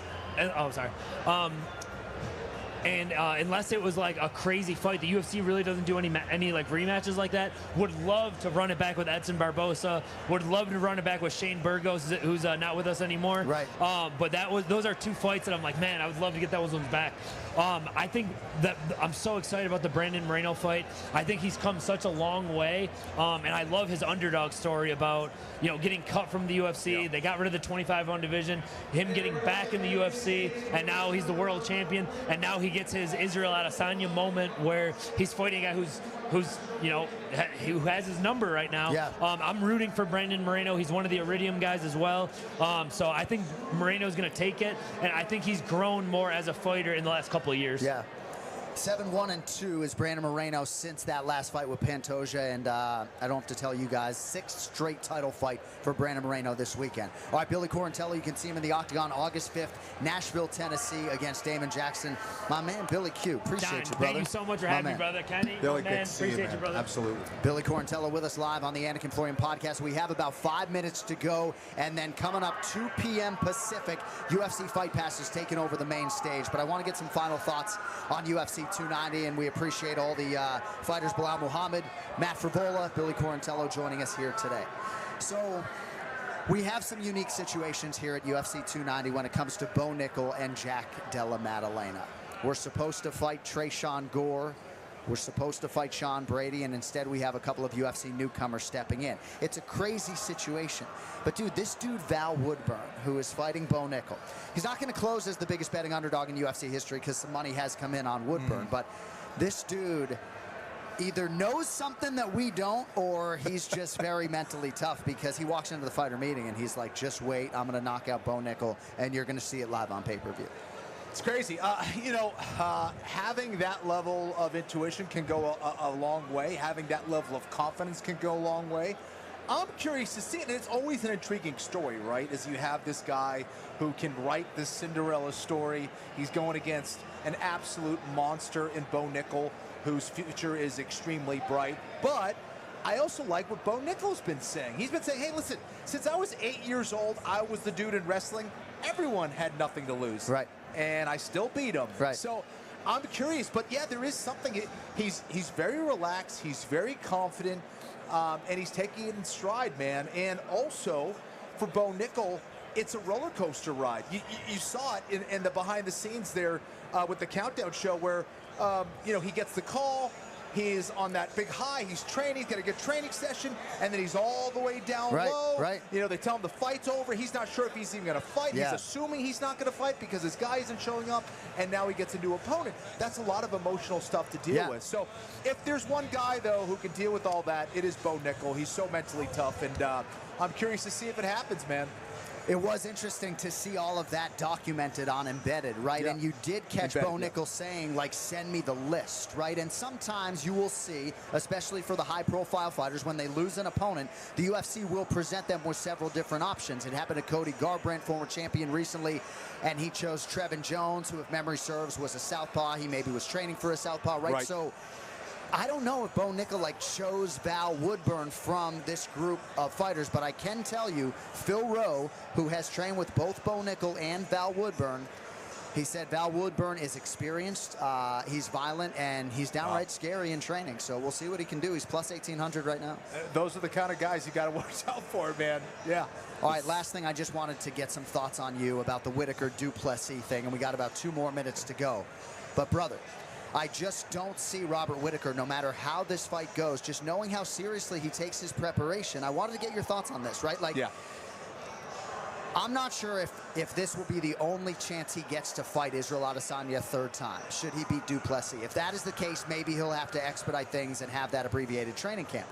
But Robert Whittaker has talked all week about, that's a problem for Sunday, Rob. He doesn't drink milk in his coffee anymore. And I said, well, you have milk in your coffee on Sunday. He said, I don't know. We'll have to see what Sunday, Rob, but probably not because he doesn't want to get back in the habit. So do you really think, Kenny, in about 60 seconds, that Robert Whittaker, if he wins, is actually going to fight Adesanya in 9 weeks? I just don't see it. I have a hard time believing that just because, again, first of all, Dricus Duplessis is a tough out. He's going to try to bust up Robert Whittaker. It's never going to be an easy fight, I don't think. But yeah, it's really hard on a fighter because you have to be mentally, physically, technically, spiritually ready for a championship fight. This isn't just another fight. It's Israel freaking Adesanya that he has to be ready for. So if he goes and maybe sees this as an opportunity, takes it, loses, then he almost certainly will never fight Israel Adesanya again. So he might be better off waiting. And, there's Sean Strickland. We talked about that earlier this week. Strickland's waiting in the wings. Maybe Strickland gets in there and Whittaker gets to rest. But Whittaker's the biggest name, and if Adesanya wasn't champion, Whittaker most certainly would be, in my opinion. And the last thing that I would say is that Khamzat Chimaev left the welterweight division when he was the #1 contender. So I don't know, man. Almost Could we see forgot about that guy. Khamzat Chimaev and Israel Adesanya? Stranger things have happened. All right, we got to put a bow on this live edition of the Anik and Florian podcast. Thanks to everybody at UFC Fight Pass, especially the PD, TJ DeSantis, to my immediate right here, putting this all together. Thank you to our guests, Belal Muhammad, Billy Quarantillo, and Matt the Steamroller Frevola. We are back with everybody on Monday in our usual spot on the DraftKings YouTube channel with a full look back at UFC 290. With that, for my man Ken Flo, I'm John Anik signing off from Las Vegas. We will talk to you again on Monday. Until then, yo fucking later.